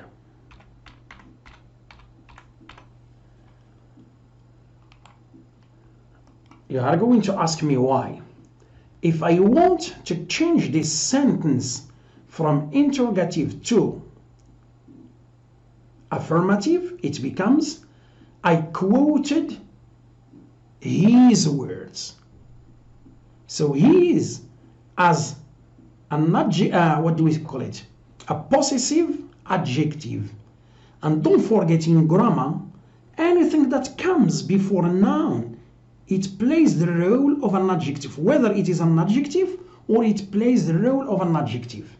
That's why we call it adjective. But why interrogative? Because we have a question mark. Here it comes in order to, we use it in order to ask a question. Function, direct object, words.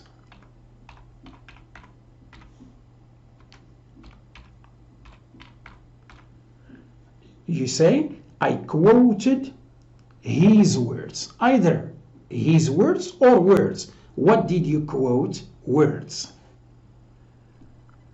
He never listens to anybody. This is just what we call it in morphology.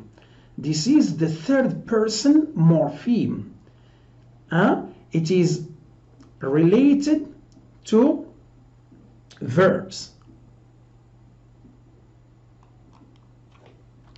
third person singular morpheme. If you don't like to write third person singular morpheme, you just say morpheme. But if you want to specify it concerning function, you call it inflection, because this is what we call an inflectional morpheme, because morpheme is a general term, but when we specify, we say inflection.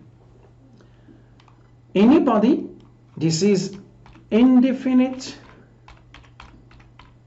pronoun. Anybody, somebody, anything, nothing, and so on. The lady that. So that here means who.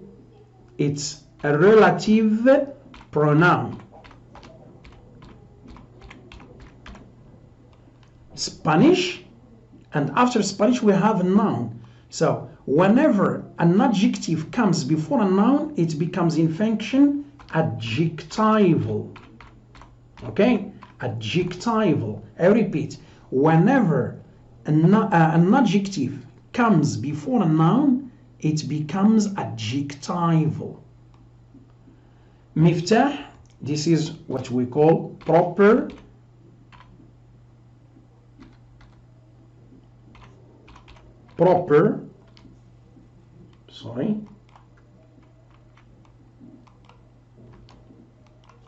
noun. But function here the same, adjectival.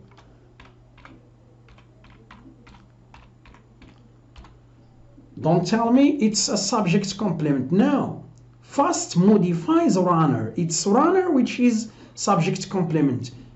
But fast, it comes to modify runner as a noun. That's why it becomes in function adjectival. The second one, or the other one, miftah, subject. It comes before the verb, no problem. But fast here, subject complement, because we have nothing after it. Subject complement. Miftah is a Muslim, so here itself subject complement, because Muslim as a subject complement comes to tell us some information about Miftah. Fast here it's a verb, you know, because we have S related to third person singular. Okay, Ramadan, this is direct object. Fast what? What does he fast? He fasts Ramadan.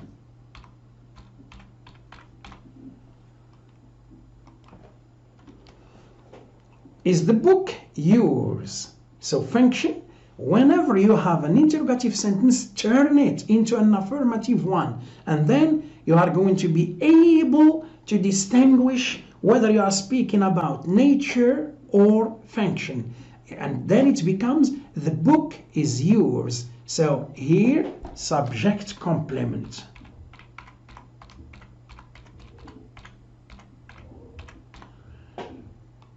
Yours related to the book, and then the linking verb is the verb to be. Collecting stamps, this is gerund phrase, because it is a group of words here. You have collecting. When you have just collecting, here you say gerund, but you have something after it, which is stamps. That's why it becomes a group of words, gerund phrase, because a phrase is a group of words. My, this is possessive adjective.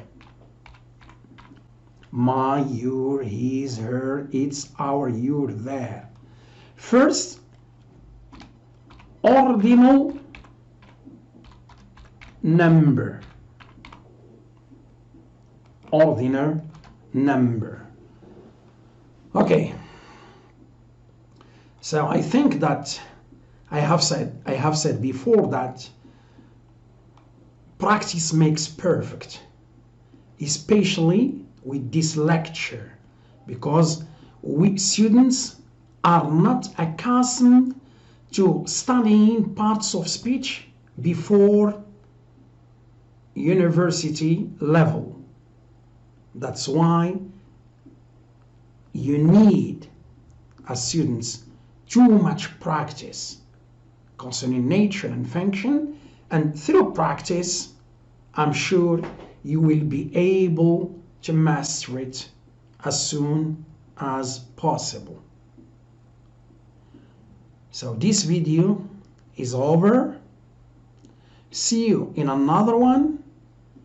Thank you so much for watching.